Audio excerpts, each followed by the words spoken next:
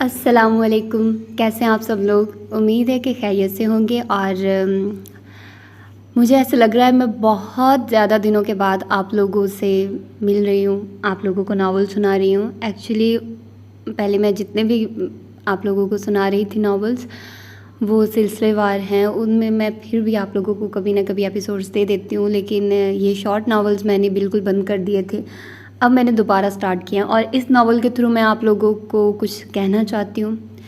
As you know all, मेरा BS हो चुका है, एमफिल भी मैंने कंप्लीट कर लिया है। अब वाइवा वगैरह रहता है तो वो इतनी कोई बड़ी बात नहीं। वैसे मेरी एकेडमिक जो लाइफ है ना वो ख़त्म हो गई है।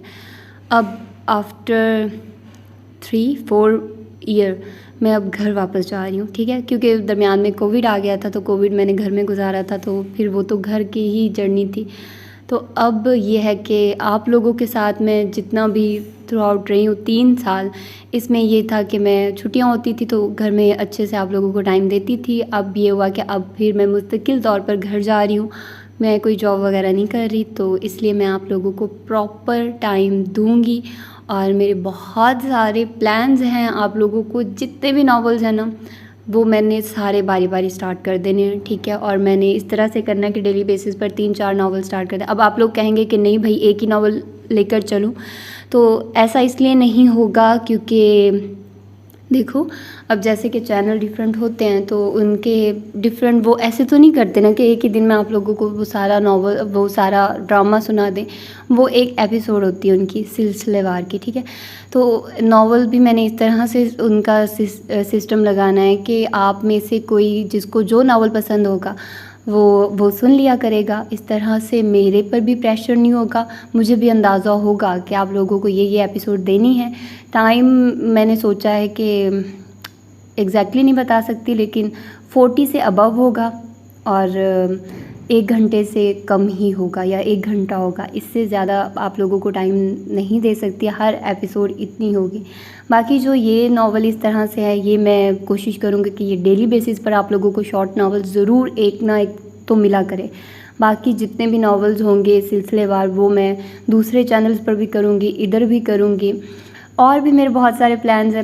मेरा है प्लान कि मैं घर जा रही हूँ तो मैं अपना थोड़ा क्लोथिंग का भी काम स्टार्ट करूँ, लेकिन वो अभी नहीं करना। अभी मैं इंस्टाग्राम पर वर्क कर रही हूँ, मैं टिकटॉक पर वर्क कर रही हूँ, ताकि मेरे उसके थोड़ी ऑडियंस इंक्रीज़ हो, ताकि फिर मैं इस चीज़ को सारा वो सेटअप बनाऊँ।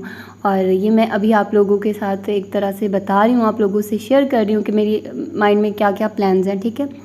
और मैं चाहती हूँ कि आप लोग मेरे लिए दुआ करें, जो जो जैसा जैसा मैं सोच रही हूँ बिल्कुल वैसा वैसा हो जाए।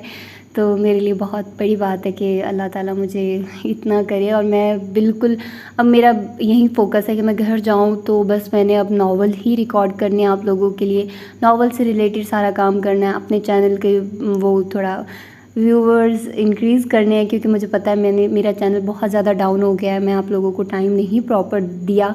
लेकिन मैं ये भी समझती हूँ कि मेरा एकेडमिक जो पीरियड था वो भी ज़रूरी था और वो भी ज़रूरी होता है। तो इस तरह से है कि इंशाल्लाह अब अगले 5-6 मंथ तो मैं आप लोगों के साथ ही हूँ और फिर मैंने आप लोगों को ही टाइम देना है। बस ये दुआ करना कि मेरा गला ख़राब ना हो, गला ख़राब हो गया तो फिर मेरे लिए काम करना मुश्किल हो जाता है। लेकिन ये है कि फिर मुझे थोड़ा सा गले का भी ख्याल रखना पड़ेगा, आप लोगों को टाइम भी देना पड़ेगा। और अगर मैं कुछ और भी करना चाह रही हूँ तो मुझे आप लोगों का साथ चाहिए, आप लोग मेरा साथ दीजिएगा और हम लोग मिलकर इंशाल्लाह इन चीज़ों को लेकर चलेंगे। इसके अलावा मुझसे बहुत सारे लोग न्यू जो राइटर है वो मुझे बहुत ज़्यादा अप्रोच कर रहे हैं, वो कह रहे हैं कि हमारे नॉवेल्स रीड करें, उनका भी एक अलग से हम लोग एक सिस्टम बनाएंगे। और मैं जो जैसे कि डिफरेंट नॉवेल्स होते हैं जो जिनकी परमिशन नहीं मिलती, जैसे कि उमैरा अहमद के नावल्स कुछ हैं उनकी परमिशन नहीं है, तो मैं डिफरेंट राइटर्स को भी अप्रोच करूँगी, उनसे परमिशन लेने की कोशिश करूँगी कि वो मुझे परमिशन दे दें ताकि मैं उनके नावल्स रीड आउट कर सकूँ। बाकी ये सब सारा था। बाकी इंशाल्लाह मैं साथ साथ आप लोगों को बताती रहूँगी कि मेरी लाइफ़ की जर्नी कैसी चल रही है। तो आइए जल्दी से स्टार्ट करते हैं इस नावल को बगैर किसी देर के। आज के हमारे नावल का नाम है मेरे वो केसरी फूल और इसकी राइटर हैं फरजाना खरल। अक्सर ऐसा होता कि दीवान हाउस की दहलीज़ पार करने से कबल वो उस आहिनी गेट के रूबरू ठहर सी जाती तो तो इसका मतलब ये नहीं था कि वो लड़की वहाँ 2 घड़ी दम लेने की गर्ज से रुकती थी, बल्कि वजह ये थी कि उस घड़ी उसके हाथ में एक नादीदा कुतबा होता था जिस पर उसके बाप और दादा का नाम कुंदा था। तब वो एक गहरा बोझल सांस लेते हुए सोचती, काश मैं ये कुतबा यहाँ नस्ब कर सकती। सो आज भी उसने उस पुरशिकवा इमारत को नम आंखों के साथ देखा, फिर बेबस सी होकर अपना दायां हाथ पहलू में गिरा दिया। इंशाअल्लाह वो दिन भी आएगा जब वो ये कुतबा किसी ऐसे ही आलीशान घर की पेशानी पर नस्ब कर रही होगी।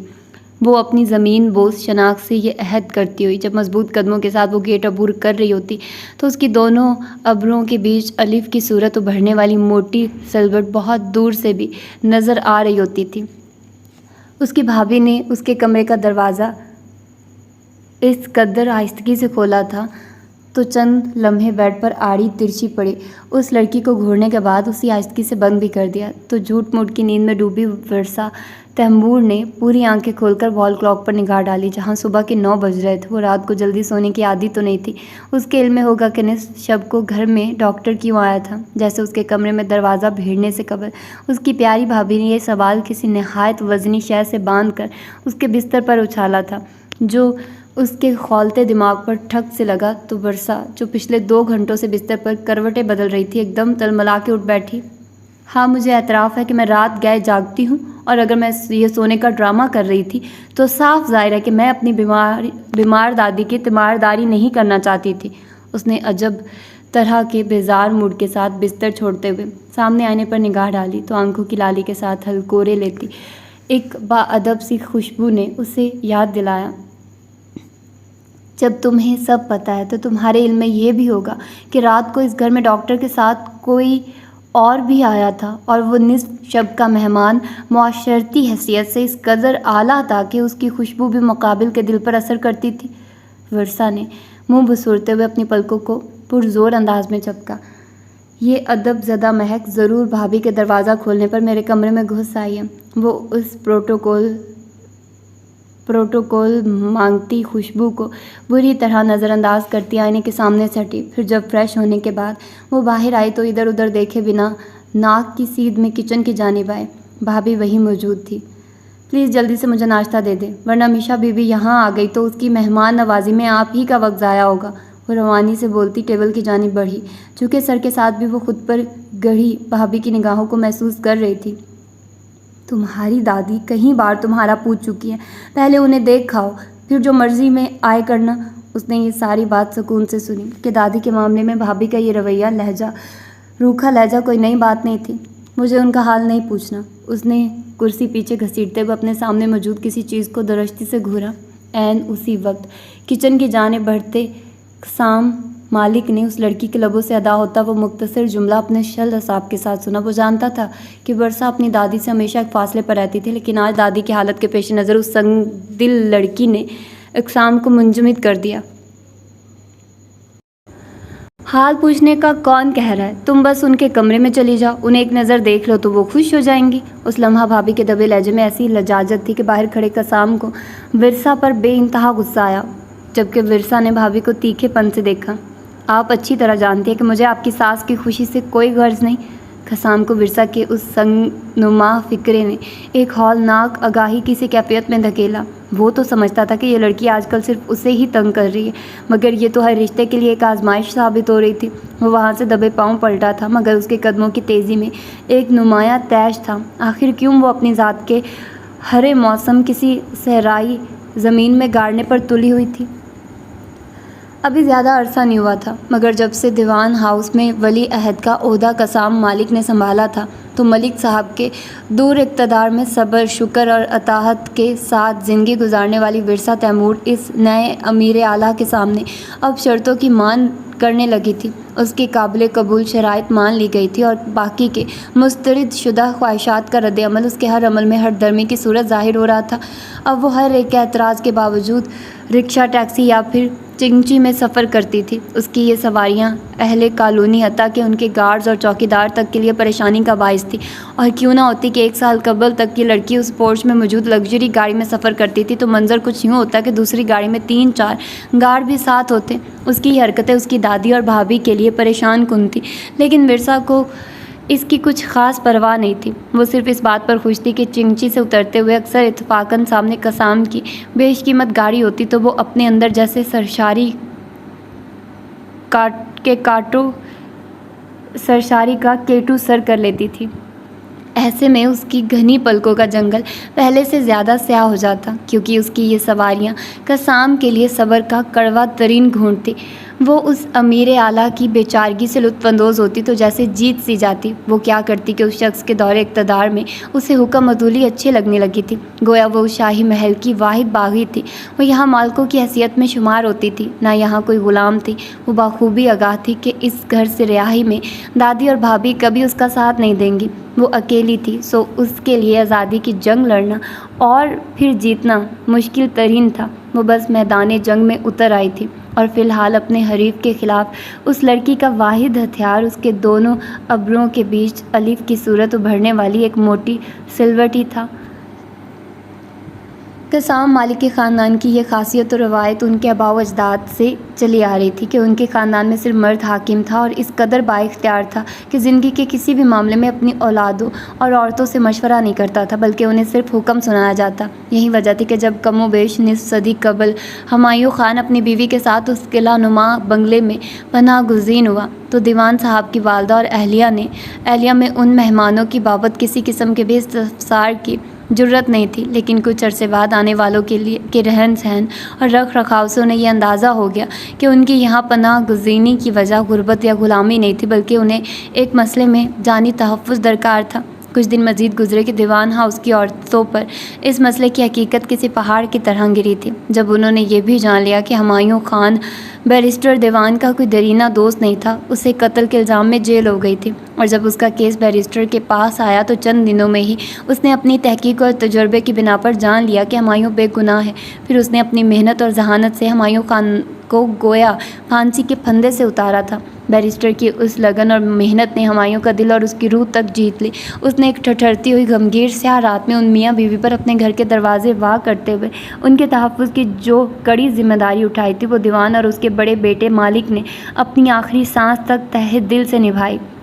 दूसरी तरफ पहले हुमायूं ख़ान और फिर उसके बेटे तैमूर ने भी अपनी ख़ानदानी और माली हैसियत को पसे पुश डालकर उनका ये एहसान बाअदब ग़ुलामों की सूरत उनके ताबेदारी में ही चुकाया था। दीवान साहब की बहनें, उसकी वालदा, उसकी बीवी, उसकी भावजें उनकी हकीकत जानने के बाद जिस ख़ानदान को मेहमान खाने में बर्दाश्त नहीं कर रही थी, उनके लिए बंगले के सबसे महफूज कोने में एक अलग पोर्शन मुख्तस किया जाने लगा। तो वो भड़कते दिल और गुंग ज़बानों के साथ जैसे अंगारों पर लूट रही थी।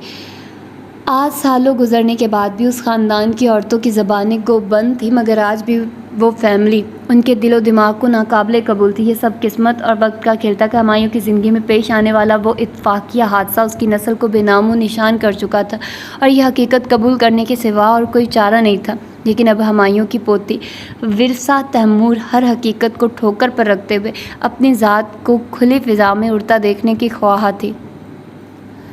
तुमने मेरे पेड़ से सारे के सारे फूल तोड़ लिए हैं, तुम एक गंदी बच्ची हो। 13 साला बिरसा उस बेडरूम का दरवाज़ा धड़ से खोलते हुए अंदर आई थी और बेड साइड पर खड़े होकर ज़ोरदार आवाज़ में एक बिस्तर में घुसी बच्ची से बोली, जो उसकी हम उम्र थी। को उसे जब्बार अंकल की बहू फ़ाखरा आंटी के गुस्से से डर भी लगता था, लेकिन आज वो इस कदर सदमे में थी कि वो कमरे में उनकी मौजूदगी की परवाह किए बिना जैसे उनकी बेटी समन पर झपटी थी। फ़ाखरा आंटी किसी तीर की सी तेज़ी से उसकी जानिब लपकी थी। ये तुम क्या कर रही हो बिरसा? कैसा पेड़? कौन से फूल? आंखें झपकती समन कूहनियों के बल सीधी हुई। तुम मम्मी से पूछ लो, मैं तो अभी तुम्हारी आवाज़ से जागी हूँ। समन किसी पक्के चोर की तरह अपनी वारदात से मुकर गई। किसी के रूम में आने का ये कौन सा तरीका है? और तुम समन से किस तरह बात कर रही हो? इससे पहले कि विरसा समन को बता पाती कि मेरा वो पेड़ और मेरे वो केसरी फूल, फ़ाखरा ने उसे कंधों से दबोचते हुए उसका चेहरा अपनी तरफ मोड़ा। सर हम मुझे ये तो बताओ, इस घर में कौन सी जगह जो तुम्हारे दादा दादी अपने साथ लाए थे? वो इस्तज़ा से हंसी। मेरा पेड़, मेरे फूल। उन्होंने विरसा का ये जुमला चबा चबा के दोहराया। वो बच्ची अब सब कुछ भूलकर उनके गुस्से से हवास बाख्ता हुई। फ़ाखरा उसे यूं ही कंधे से दबोचे कमरे से बाहर ले आई। इसका दादा और बाप तो इस घर में सर झुकाए ज़िंदगी गुजार गया, मगर इस आज की नस्ल को देखो कैसे हक जताने पर उतर आई है। उनकी तेज़ आवाज़ बहुत ऊंची थी। अब वो दोनों उस पोर्शन के लाउंज में थे। उसे अपने कंधे की तकलीफ़ और फ़ाखरा के गुस्से की परवाह नहीं थी। उसे इस वक्त इस शर्मिंदगी की परवाह थी जो उसे वहाँ काम करते मुलाजमीन के सामने उठानी पड़ रही थी। दीवान साहब के बाद इस घर का साहिब इख्तियार मेरा शौहर होता तो इन भिगौड़ों की पाई पाई का हिसाब किताब करके हम कब की जान छुड़ा चुके होते। उन्होंने किचन के दरवाजे तक आकर विरसा को बुआ के हवाले किया। सबके सब कान खोलकर सुन लो, आइंदा इस लड़की को मेरी इजाज़त के बगैर अंदर नहीं आने दिया जाए। उनकी तहकुमाना आवाज़ ने बरसों की भड़ास को जैसे लम्हों में उगला। विरसा बुआ की तरफ लड़कते ही किचन के दूसरे दरवाजे से भाग निकली थी। उस दिन ज़िंदगी में पहली बार वो एक चौंकने जैसी गहरी कैफियत के साथ घर लौटी थी। वो घर आते ही सीधा दादी के पास आई, जिनके हाथ में फ्रेम था। वो एक सफ़ेद चादर पर स्याह फूल काट रही थी। दादी विरसा के बेहद करीब खड़ा होने पर वो उसकी तरफ मतवज्जे हुई तो उसका चेहरा देख के ठटकी। बंगले के गेट पर नेम प्लेट है, इस पर सिर्फ कसाम, समन और वलीद के दादा का नाम दर्ज है। वहाँ मेरे दादा का नाम इसलिए नहीं लिखा गया क्योंकि ये हमारा घर नहीं है। वो आज जिस तकलीफ़ से गुजरी थी तो दादी को ये हकीकत बताना चाहती थी, लेकिन अचानक उसे अब तक दादी से किए जाने वाले वो सारे सवाल याद आए जिनके दादी ने उसे गलत जवाब दिए थे। जैसे कि 1 साल पहले बड़ी बुआ 2 माह की छुट्टी के बाद बंगले में वापस आई थी और उन्होंने भाभी के पूछने पर बताया था कि वो किसी गाँव में अपने दादा के पुराने घर गई हुई थी। बुआ से ये बात सुनने के बाद उस वक्त भी वो सीधा दादी के पास आई। दादी, इन छुट्टियों में हम सब भी दादा के या आपके पुराने घर जाएंगे। वो उनके कंधे से लटककर बहुत दिलार से बोली थी। वो नहीं जानती थी कि पोती की इस फरमाइश ने उसकी दादी को किसी कान से हटे तंगो तारीक कुएं में गिराया था। वो उनके कंधे से झूलती हुई उनकी गोद तक आई। दादी प्लीज़, हम जाएंगे ना, उसने ज़िद्दीपन के साथ गूंगों से बढ़कर खामोश बैठी दादी से जैसे तायद चाही। वो दोनों काफ़ी देर तक एक दूसरे का चेहरा देखती रही। हम नहीं जा सकते क्योंकि तुम्हारे दादा से और मुझसे इन घरों का पता गुम हो चुका है। उन्होंने ये बात इस कदर हल्की आवाज़ में की थी कि उनकी गोद में चढ़ी उनकी पोती ही सुन पाई, क्योंकि उनका ये जुमला उस कमरे के अंदर या बाहर किसी भी बाशऊर हस्ती के लिए एक मज़ाक़ खेज़ बात थी। उस दिन विरसा का लम्हों में बुना गया ख्वाब लम्हों में ही टूट गया था। क्या हुआ विरसा, तुम तो अभी बारिश में नहाने गई थी। दादी ने उसके चेहरे से निगाह हटाकर उसके सफ़ेद फ़्रॉक को मोहब्बत से देखा जो अभी कुछ देर पहले ही पहनकर वो बाहर लॉन में गई थी, और दादी तब से बारिश की मुंतज़िर थी। जब बारिश थमने के बाद अपनी भाभी की डांट से छुपती छुपाती विरसा अपने बालों और फ़्रॉक में अटके भीगे जर्द फूलों और फ़्रॉक के गले दामन से टपकते उस खुशरो केसरी रंग के साथ दादी की गोद में छुपती तो सब बस उन लम्हात में वो लट्ठे जैसी औरत भी रंगदार हो जाती थी। वो आज दादी को हैरान और बेरंग छोड़ के उनके कमरे से बाहर आ चुकी थी। वो अच्छी तरह जान चुकी थी कि उसे फ़ाखरा आंटी की बातों के मायनी मतलब भी वही शख्स बता सकता है जिसको वो दादी से किए गए सवाल बताया करती थी और दादी से सुने गए जवाब बताया करती थी जो सारे के सारे गलत होते थे। वो जब बचपन से लड़कपन की तरफ आई थी उसने हर बात को और सबके रवैयों को सोचना समझना शुरू किया था, तो उसने उनके रिहायशी हिस्से में आना जाना कम कर दिया था। फिर मालिक अंकल की वफ़ात के बाद वो वहाँ सिर्फ ज़रिश पी के बुलावे पर ही जाती थी। अब रना भाभी भी उधर जाने लगती तो एहसास ज़िया जो विरसा के अंदर था वो उसका कुछ हिस्सा अपनी भाभी के हाथ में भी थमा देती, लेकिन वो विरसा नहीं रना थी। वो वहाँ जाती तो दाखिली कॉरिडोर में कदम रखते ही विरसा की नसीहतों का पलंदा उस कुशादा लॉबी में फाड़ कर आगे बढ़ जाती, जहाँ अंदरूनी जानिब कॉरिडोर के पहले सिरे पर जब्बार साहब के पोर्शन का दरवाज़ा हम वक्त खुला मिलता। आपने अंदर झांक कर किसी मुलाजमा को सलाम नहीं करना, और फ़ाखरा आंटी आपको जिस लबो लहजे में मुखातिब करें आपने उसी लहजे में जवाब देना है।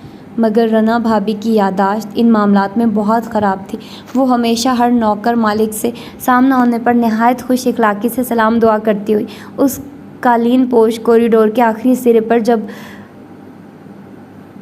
पीतल, कांसी और चांदी से मुनक्किश संदल के भारी दरवाजे पर दस्तक दे रही होती तो बेख्तियार विरसा की बात याद आ जाती। जब उस घर के तमाम अफराद उस बड़े पोर्शन में बिना दस्तक के आ जाते हैं तो सिर्फ हम पर दस्तक देना क्यों लाजिम है। उसका शिकवा किसी हद तक दुरुस्त था। गोया ये दस्तक उनकी हैसियत और मर्तबे में वाज़े तफरीक थी, लेकिन वो वक्त के फ़ैसले कबूल करने वाली रना थी। वो उस पर हैसियत दरवाज़े के खुलने पर अपना मुंतशिर ज़हन संभाल लेती जब चंद मिनटों बाद वो एक आरामदेह नशिस्त पर ज़रिश बी से पुरसुकून असाब के साथ बात कर रही होती, तो जैसे हर मर्तबा और हर तफरीक ख़त्म हो जाती। वो दोनों ख़वातीन हम उम्र नहीं थी मगर हम मिजाज थी।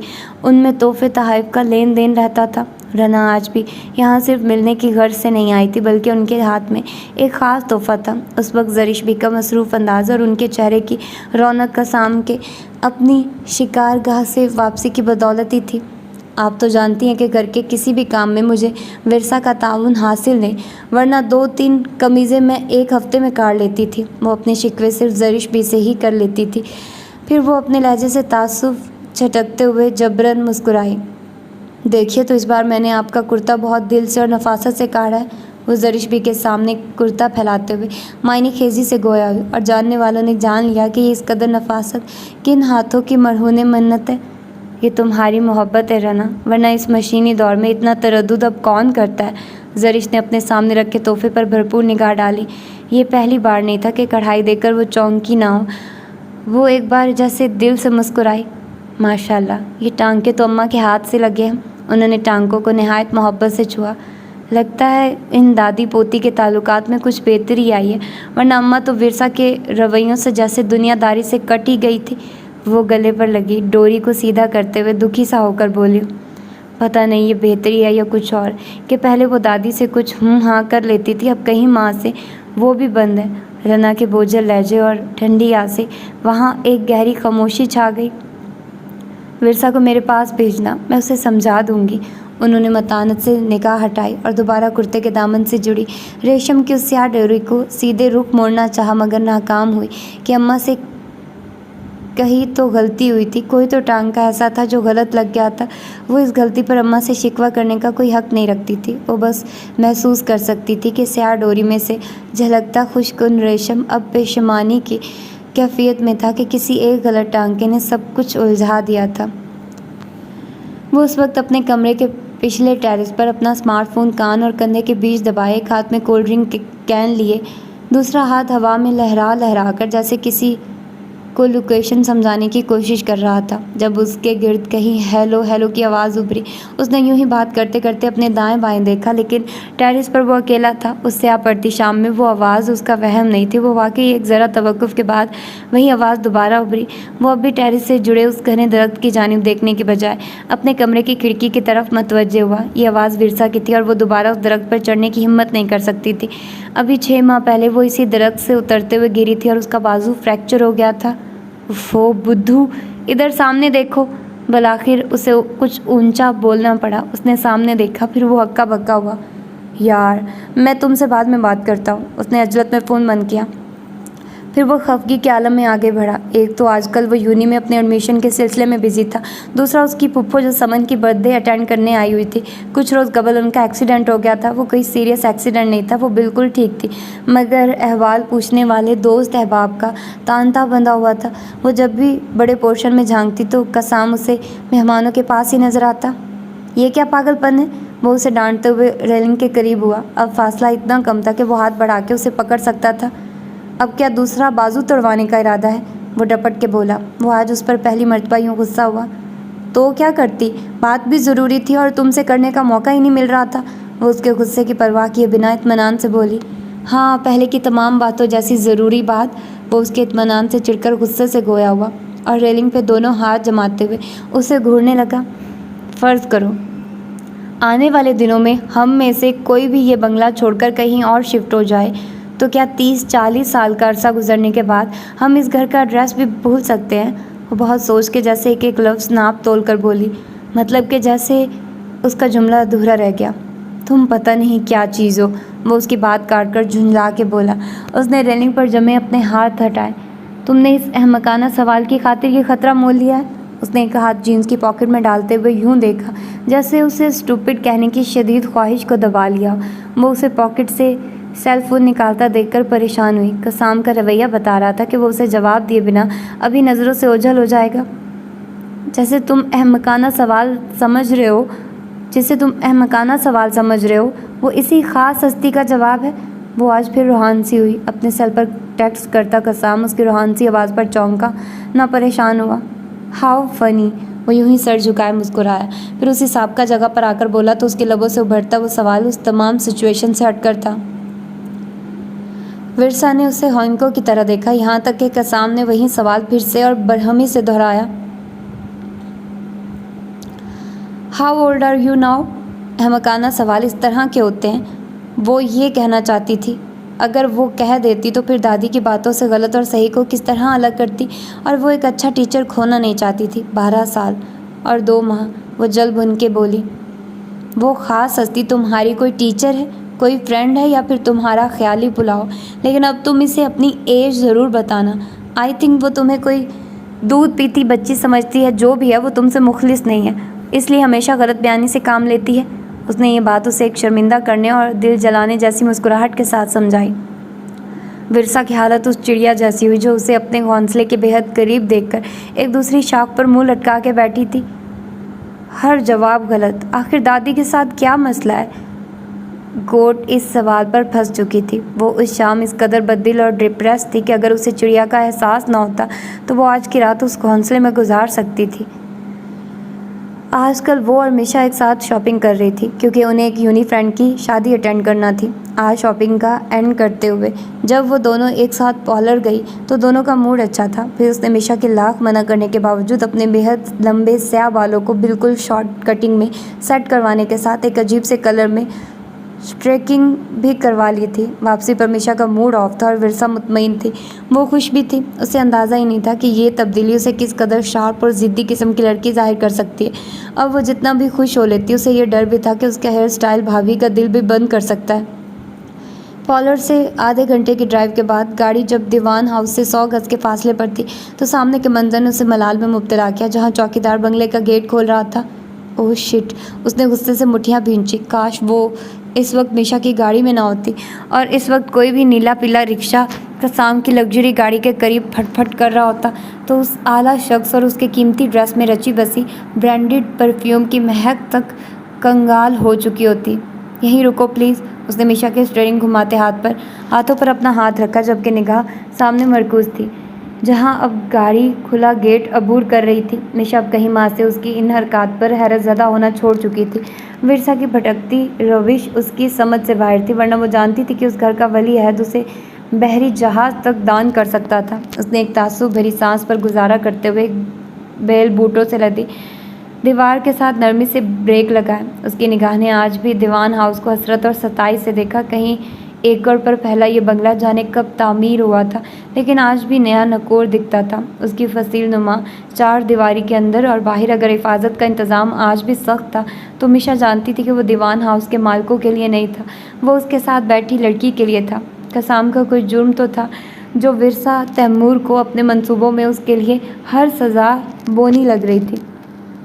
जब इस बंगले की बोली लगेगी तो मैं इसे खरीद कर तुम्हें गिफ्ट कर दूंगी। मिशा की दिलचस्पी भांपते हुए एक शहाना अदा से गोया हुई तो उसके चेहरे की लाली में एक पुरस्रार सी चमक उभरी। उफ, ये लड़की, मुझे ही जी में तलमलाई। ये नामुमकिन ख्वाब उनको दिखाओ जो तुम्हें जानते ना हो। तुम इतनी दौलतमंद नहीं हो, सो इस ख्वामखा की मुकाबलाबाजी का कुछ फ़ायदा नहीं माई डियर। मुझे इस तरह से मुस्कुराई थी तो शायद इस इस्तज़ाइया मुस्कुराहट ने विरसा को मुस्तहिल किया, वरना वो यूँ बेख्तियारी में अपना प्लान क्यों कर लीक करती। मैं जानती हूँ कि मेरी फैमिली और तुम इस मुकाबलेबाजी को इस वक्त संजीदगी से लोगी। जिस वक्त कसाम मालिक का हम पला ये केस जीत कर मेरे साथ खड़ा होगा। वो अपने इश्तिहार पर खाक डालती इस कदर तहम्मुल से गोया हुई कि मिशा चौंकी और उसकी आंखों में बेयकीनी झलकी। वो अगले कई लम्हों तक गुस्से और दुख की मिली जुली कैफियत में उसे तके गई। वो अपनी दोस्त को अच्छी तरह जानती थी। वो समझ चुकी थी कि वो किस शख्स की बात कर रही है। विरसा को ये तो याद था कि वो जिसके साथ खड़े होकर ये मुकाबला जीतना चाहती है वो कसाम की बराबरी पर था, और वो ये भूल चुकी थी कि इस भरे शहर में वो वाहिद शख्स था जो कसाम का खुला हरीफ था। क्या विरसा इस कदर बेरहम भी हो सकती है? वो सदमे जैसी कैफियत में थी। उसने अपनी सांस बदिक्कत बहाल की कि उसकी दोस्त जाने क्यों एक बुलंद बख्त शख्स के हाथ से अपना सफ़र छीन कर एक अंधे कुएं की जानिब बढ़ रही थी। तो क्यों? उस पर हमेशा और हर लिहाज से जीत गालिब रही थी। वो समझता था कि वो उन लोगों में से है जिनसे वक्त नाइंसाफ़ी नहीं कर सकता, लेकिन आजकल वो वक्त की ये नाइंसाफ़ी झेल रहा था कि वो लड़की उसके शामों सहर और उसके घर की धूप छाँव से जैसे गुम होती जा रही थी। ये उसकी ज़िंदगी का पहला खसारा था। अगर वो उसके हर अमल पर खामोश था तो इसका ये मतलब नहीं था कि वो उससे गाफिल था। ताहम वो विरसा की ज़िद और उसके रोज़ो शब में बर्पा होती तब्दीलियों को समझने से कासिर था। वो समझता था कि दीवान हाउस से जाना उसके हक़ में बेहतर नहीं था। कसाम उसे किसी सूरत यहाँ से जाने की इजाज़त नहीं दे सकता था। उसने साइड मिरर से निगाह हटाते हुए एक गहरा सांस भरा। फिर उसने अपना सेल फ़ोन उठाया, उसे ऑन करते ही व्हाट्सएप पर गया और बेख्तियार चौंका। It's not good. और गेट के बाहर आज अपना दुपट्टा संभालती वो लड़की बेखबर थी कि उसकी दिन भर की सरगर्मियाँ कसाम को व्हाट्सएप हो चुकी थी। वो आज दूसरी बार वहाँ गई थी, लेकिन क्यों? वो उलझा और उसने सर उठाकर उन कदावर दरख्तों में घिरी उस तवीलुल कामत चार दीवारी पर बेचैन निगाह डाली। अपने दिल से तहमात को झटकते हुए अपने रिहायशी एरिया की तरफ जाने के बजाय बंगले के उस हिस्से की तरफ बढ़ा जहाँ की मकीन ने आजकल उसकी नींदें उड़ा रखी थी। चार दीवारी भी मजबूत थी और यहाँ सिक्योरिटी भी आला तरीन थी।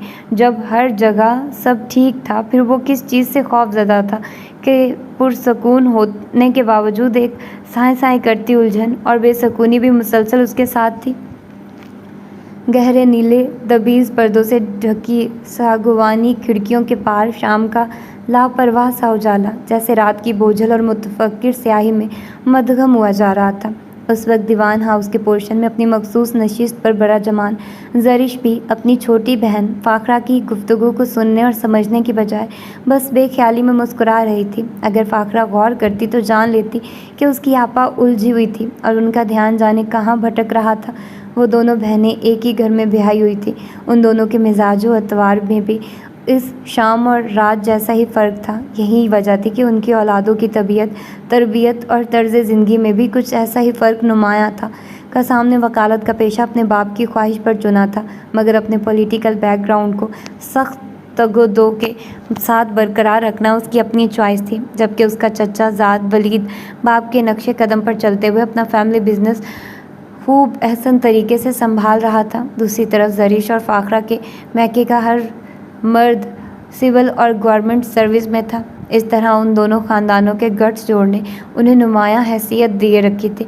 सो हमेशा से दीवान फैमिली का शुमार उस शहर की आला तालीम याफ्ता और नामवर पॉलिटिकल फैमिली में होता था। इस कदर नामवरी और ताकत के बावजूद भी दीवान फैमिली कुछ साल पहले चंद क्राइसिस का शिकार हो रही थी। उनकी ज़िंदगी में अचानक रौनमा होने वाला वो हादसा चंद घंटों में हल हो गया था, मगर उनके पूरे ख़ानदान ने उस हादसे का ज़िम्मेदार हुमायूं फैमिली को ठहराया था। तो कुछ गलत नहीं था। यही वजह थी कि यहाँ के बासियों के ज़हन दिल पर घंटों में हल हो जाने वाले उस हादसे के असरात उन 4-5 सालों में मादूम होने की बजाय अक्सर सर उठा लेते थे।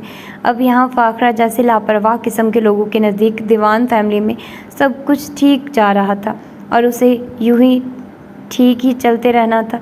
लेकिन ज़रिश भी अलग सोच की मालिक थी। वो बहन की तरह जज्बाती नहीं थी, वो सूझबूझ वाली और ज़िरक निगाह थी। इसलिए उनको पिछले 1 माह से एक फैमिली डिनर के बाद इस सब ठीक में से सब कुछ गलत होने की बू आने लगी थी। उनके ख़ानदान में ये रवाज बरसों पुराना था कि किसी भी मर्द को सफ़र पर जाना होता तो उस दिन तमाम बहन भाई लंच या डिनर एक साथ करते।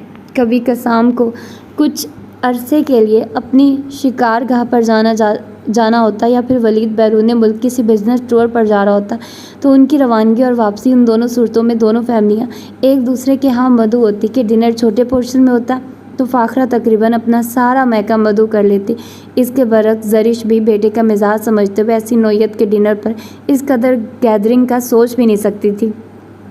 जब मालिक साहब हयात थे तो गेस्ट हाउस के रिहायशी भी मधु होते। ऐसे में फ़ाखरा और वलीद के ख़राब मूड की भी परवाह नहीं की जाती थी। लेकिन मालिक साहब की वफ़ात के बाद शायद ज़रिश भी अपनी बहन और उसकी औलाद की परवाह करने लगी थी, या फिर शायद विरसा तैमूर ने ख़ुद को बहुत महदूद कर लिया था। जो भी था, वो बड़े पोर्शन के फैमिली डिनर में शिरकत नहीं करती थी। फ़ाखरा इस तब्दीली पर बहुत मुतमईन और खुश थी, जबकि ज़रिश भी इस तब्दीली पर बस खामोश थी। वो फ़ाखरा की तरफ देखकर मुस्कुरा रही थी, लेकिन उनकी सोच कहीं और भटक रही थी। जब 1 माह कबल डिनर ख़त्म करने के बाद वो सब चाय पी रहे थे और फ़ाखरा उन्हें यूं ही किसी फंक्शन की तफसील बताने में महव थी। ज़रिश भी उसे सुनते हुए ज़रा फासले पर बैठे कसाम और वलीद के दरमियान होने वाली गुफ्तगू पर तवज्जो नहीं दे सकी।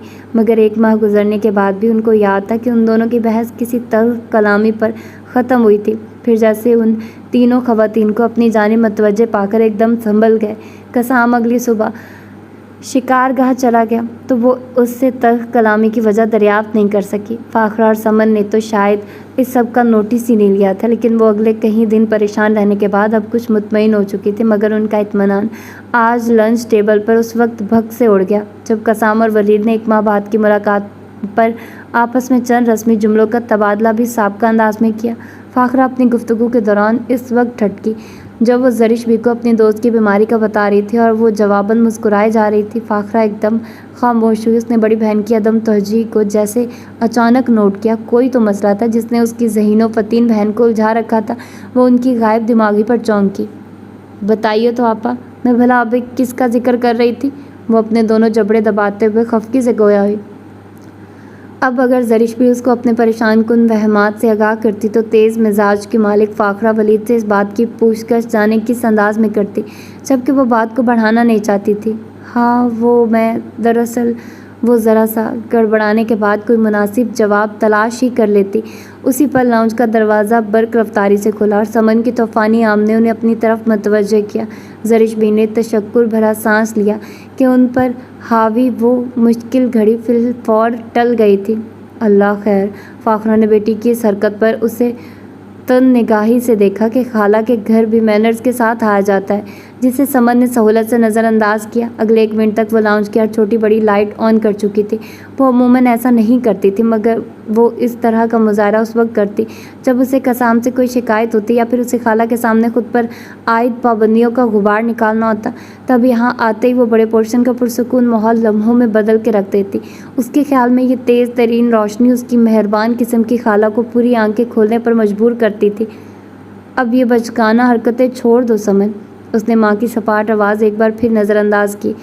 ज़रिश भी ने बहन को खामोश रहने का इशारा किया। जाने क्यों, मगर उन्हें समन की ये आदत बहुत प्यारी लगती थी कि वह यहाँ आकर पहले फानूस रोशन करती तो वो बेसाख्ता उमड़ने वाली मुस्कुराहट दबाकर पूरे वजूद पर मसनूई संजीदगी तारी कर लेती। वो कभी उसे समझा नहीं पाई कि शिकवे शिकायत दिखाए नहीं जाते बल्कि सुनाए जाते हैं, लेकिन आज समन अलग मूड में थी। उसने ज़रिश भी के मुकाबले आकर ये शिकवा छुपा लिया कि वो जो 1 माह बाद लौटा था वो अपनी फैमिली के साथ वक्त गुजारने की बजाय सारा वक्त अपने ऑफिस में या फिर इधर उधर क्यों गुजारता है। उसने आज वॉल क्लॉक की जानिब क्यों इशारा नहीं किया। वो जानती थी कि ज़रिश भी का दिल, समन का चेहरा और वॉल क्लॉक तीनों कसाम की दीवान हाउस में मौजूदगी का राज उगल रहे थे। आज ना वो इस बात पर चीखी कि मैं अगर अनगिनत पाबंदियों के साथ किसी कैदी की तरह ज़िंदगी गुजार रही हूँ तो इसकी वजह को दीवान हाउस से फारिग कर दें। आज वो ज़रिश भी के सामने खड़ी बिल्कुल खामोश थी, लेकिन वो बात कर रही थी कि समन को तकते हुए ज़रिश भी के चेहरे ने रंग बदलना शुरू किया और वो कहीं गहराई तक ठटकी। आज पहली बार उनकी छठी स्नेह का अनोखा इंकशाफ किया कि शिकवे शिकायत हमेशा सुनाए ही नहीं जाते बल्कि कुछ शिकवे दिखाए भी जाते हैं। उन्होंने सिटिंग एरिया की उस दीवार पर एक चकोर किस्म की निगाह डाली जहाँ कसाम ने सुबह ऑफिस जाने से कबल एक तस्वीर आवेज़ा की थी जो उस जगमग करते माहौल से ओझल थी। अगर दीवार ने राज को रख लिया था तो समन को दीवार पर आरास्ता उस तस्वीर से यकीनन किसी मुलाजमा ने आगाह किया था। वो भांजी की खामोशी में चीखते शिकवे को समझते हुए फीका सा मुस्कुराई, फिर ज़रा सा आगे हुई। उन्होंने सामने खड़ी समन को कलाई से पकड़कर अपने साथ बिठाया। हमेशा पुरसुकून दिखने वाली उस औरत ने चंद गहरे सांस लिए। वो उसे क्या समझाती कि कुछ हकीकतें रोज़े रोशन की तरह हम पर आया होती हैं। हम उन पर किसी भी तदबीर से पर्दा नहीं डाल सकते, उन्हें किसी भी हेर फेर से अंधेरे के सुपुर्द नहीं कर सकते कि वो अंधेरों में भी चमकती हैं। फाखरा उन खाला भांजी की मुस्तकिल खामोशी से फरागत का शिकार हुई। ज़रिश भी की खामोशी ने ऐसा क्या बताया था कि उसकी लाडली बेटी का चेहरा जर्द हो रहा था। उस पर पहली निगाह डालते ही कसाम का रंग उड़ा। उसकी आंखें पत्थर हुई थी या उसका दिमाग वो समझ नहीं पाया। वो उसे देखता रहा हैरत और डूबते दिल के साथ। उसको रना भाभी की तरह यकीन नहीं आया कि अभी उसने जिस लड़की को देखा वो विरसा ही है। यकीन न करने की वजह ये नहीं थी कि आज कहीं माह बाद विरसा ने रस्मी अलैक सलैक के अलावा ना सिर्फ उसका हाल पूछा बल्कि खुशगवार मुस्कुराहट के साथ पूछा। यकीन न करने की वजह कुछ और थी। रना भाभी खुशकिस्मत थी कि वो उस पर अपना गुस्सा निकाल सकती थी। चंद मिनटों बाद जब वो चाय के 2 कप लिए उस 3 सीटर सोफ़े के दूसरे सिरे पर बैठी तो उसी सोफ़े के पहले सिरे पर वो अनुज उसी कैफियत में था। विरसा को पहले की शामों और आज की शाम में एक वाज़ेह फ़र्क महसूस हुआ। अगरचे घर में वही मखसूस माहौल था। दादी चुपचाप तस्बीहात में मशगूल थी। रना विरसा का गुस्सा किचन की हर चीज़ पर निकालती थी और आज भी वही हाल था। तो फ़र्क क्यों था? वो झुंझलाई और उसने खामोशी से चाय पीते कसाम को चोर निगाहों से देखा। वो आज 1.5 माह बाद मिले थे। उसके कलून की महक उसका वजूद छोड़ के विरसा के साथ लिपट जाती थी। आज वो इतना खामोश और सपाट था कि कलून की महक को सींध के बैठा था। इस बार शिकारगाह पर कुछ ज़्यादा ही वक्त लगा आए हो। भाभी हक के मेज़बानियाँ निभाते हुए कुछ वक्त को किचन के दरवाजे पर नमूदार हुई। वो चूल्हे पर हंडिया भून रही थी। ज़्यादा अरसा कहाँ भाभी, बस 1 माह 4 दिन। विरसा की आवाज़ धीमी हुई। वो ये बात करके उस पर क्या जताना चाहती थी कि वो उसकी अदम मौजूदगी का हिसाब रखती है। वो इस बात पर भी बेतासुर रहा। विरसा को दुनिया में सबसे ज़्यादा हद तक कमेज़ जो चीज़ लगती थी वो शख्स की खामोशी थी। सो उसने भी एकदम उमड़ती बेकरारी को बहुत एहतियात से समेटा और उसे देखा जो उस वक्त लातलकी की हद पर खड़ा था। आप भी हद करती हैं भाभी। अब एक पॉलिटिशियन अपने आबाई हल्के में जाकर जो ड्रामे करता है तो वक्त गुजरने का पता कहाँ चलता है। वो हंसी और फिर उसकी तरफ चेहरा घुमाया। वो उससे कुछ कहने वाली थी जिसने उसका तंज बहरों की तरह सुना था। वक्त गुजरने का तो तुम्हें भी पता नहीं चलता। जो सुबह 8 बजे की निकली शाम के 6 बजे आई हो। या तो भाभी के बर्दाश्त अब कसाम की मौजूदगी फरामोश कर चुकी थी या फिर उन्होंने ये जिक्र कसाम को विरसा की रूटीन बताने के लिए दांस्ता छेड़ा था। जो भी था, लेकिन भाभी की इस बात पर सपाट चेहरे पर मुस्कुराहट रेंगी जिसने पुरसुकून बैठी विरसा को हल्का सा गड़बड़ाया। वो बेखबर थी कि चंद मिनटों बाद उस पर कौन सा पहाड़ गिरने वाला है। तौबा है भाभी, आप भी कहाँ का गुस्सा कहाँ निकालती हैं। उसने टांग पर टांग जमाते हुए टखनों से ऊपर उठे कैपरी को सेट करते हुए दूसरे हाथ में शानों को छूते बालों को नज़ाकत से समेटते हुए एक कंधे पर मुंतकिल किया। जानती थी कि वह चाहे कहीं भी मुतवज्जे था, वो उसकी एक अदा देख रहा था। पहले मैं मिशा के घर गई थी, वहाँ से हम शॉपिंग मॉल गए, फिर टेलर के पास। इसके बाद का सारा वक्त पार्लर में गुजरा। वो अपने मखसूस अंदाज में बात करते हुए पहले से कहीं गुना मुतमईन थी। वो उसे देखे बिना भी जज कर सकता था कि वो उस नए हुलिये के साथ बहुत शार्प और स्मार्ट बनने की कोशिश कर रही थी। का सामने टेबल से सेल फ़ोन उठा के एक मुख्तसर सा टेक्स्ट लिखकर उस नंबर पर भेजा जिसके गिर्द सुर्ख ब्रैकेट थी। अगले लम्हे विरसा की सेल फ़ोन की स्क्रीन पर जो नंबर ब्लिंक हुआ तो वो चौंकी। वो उसे चौंकता देख के उठ खड़ा हुआ। आर यू श्योर कि तुम 9 बजे मिशा के घर पर थी? ये टेक्स्ट पढ़ के उसके 14 तबक रोशन हुए। उसने भस्म होते इत्मीनान के साथ उसे दरवाज़ा अबूर करते देखा और उसी लम्हे कसाम के पलट के देखने पर उसकी सारी स्मार्टनेस हवा हुई। वो पल के नहीं झपका सकी। ऐसा मुमकिन नहीं था कि उसके टेक्स्ट का जवाब न आता। वो मबहम सा मुस्कुराया।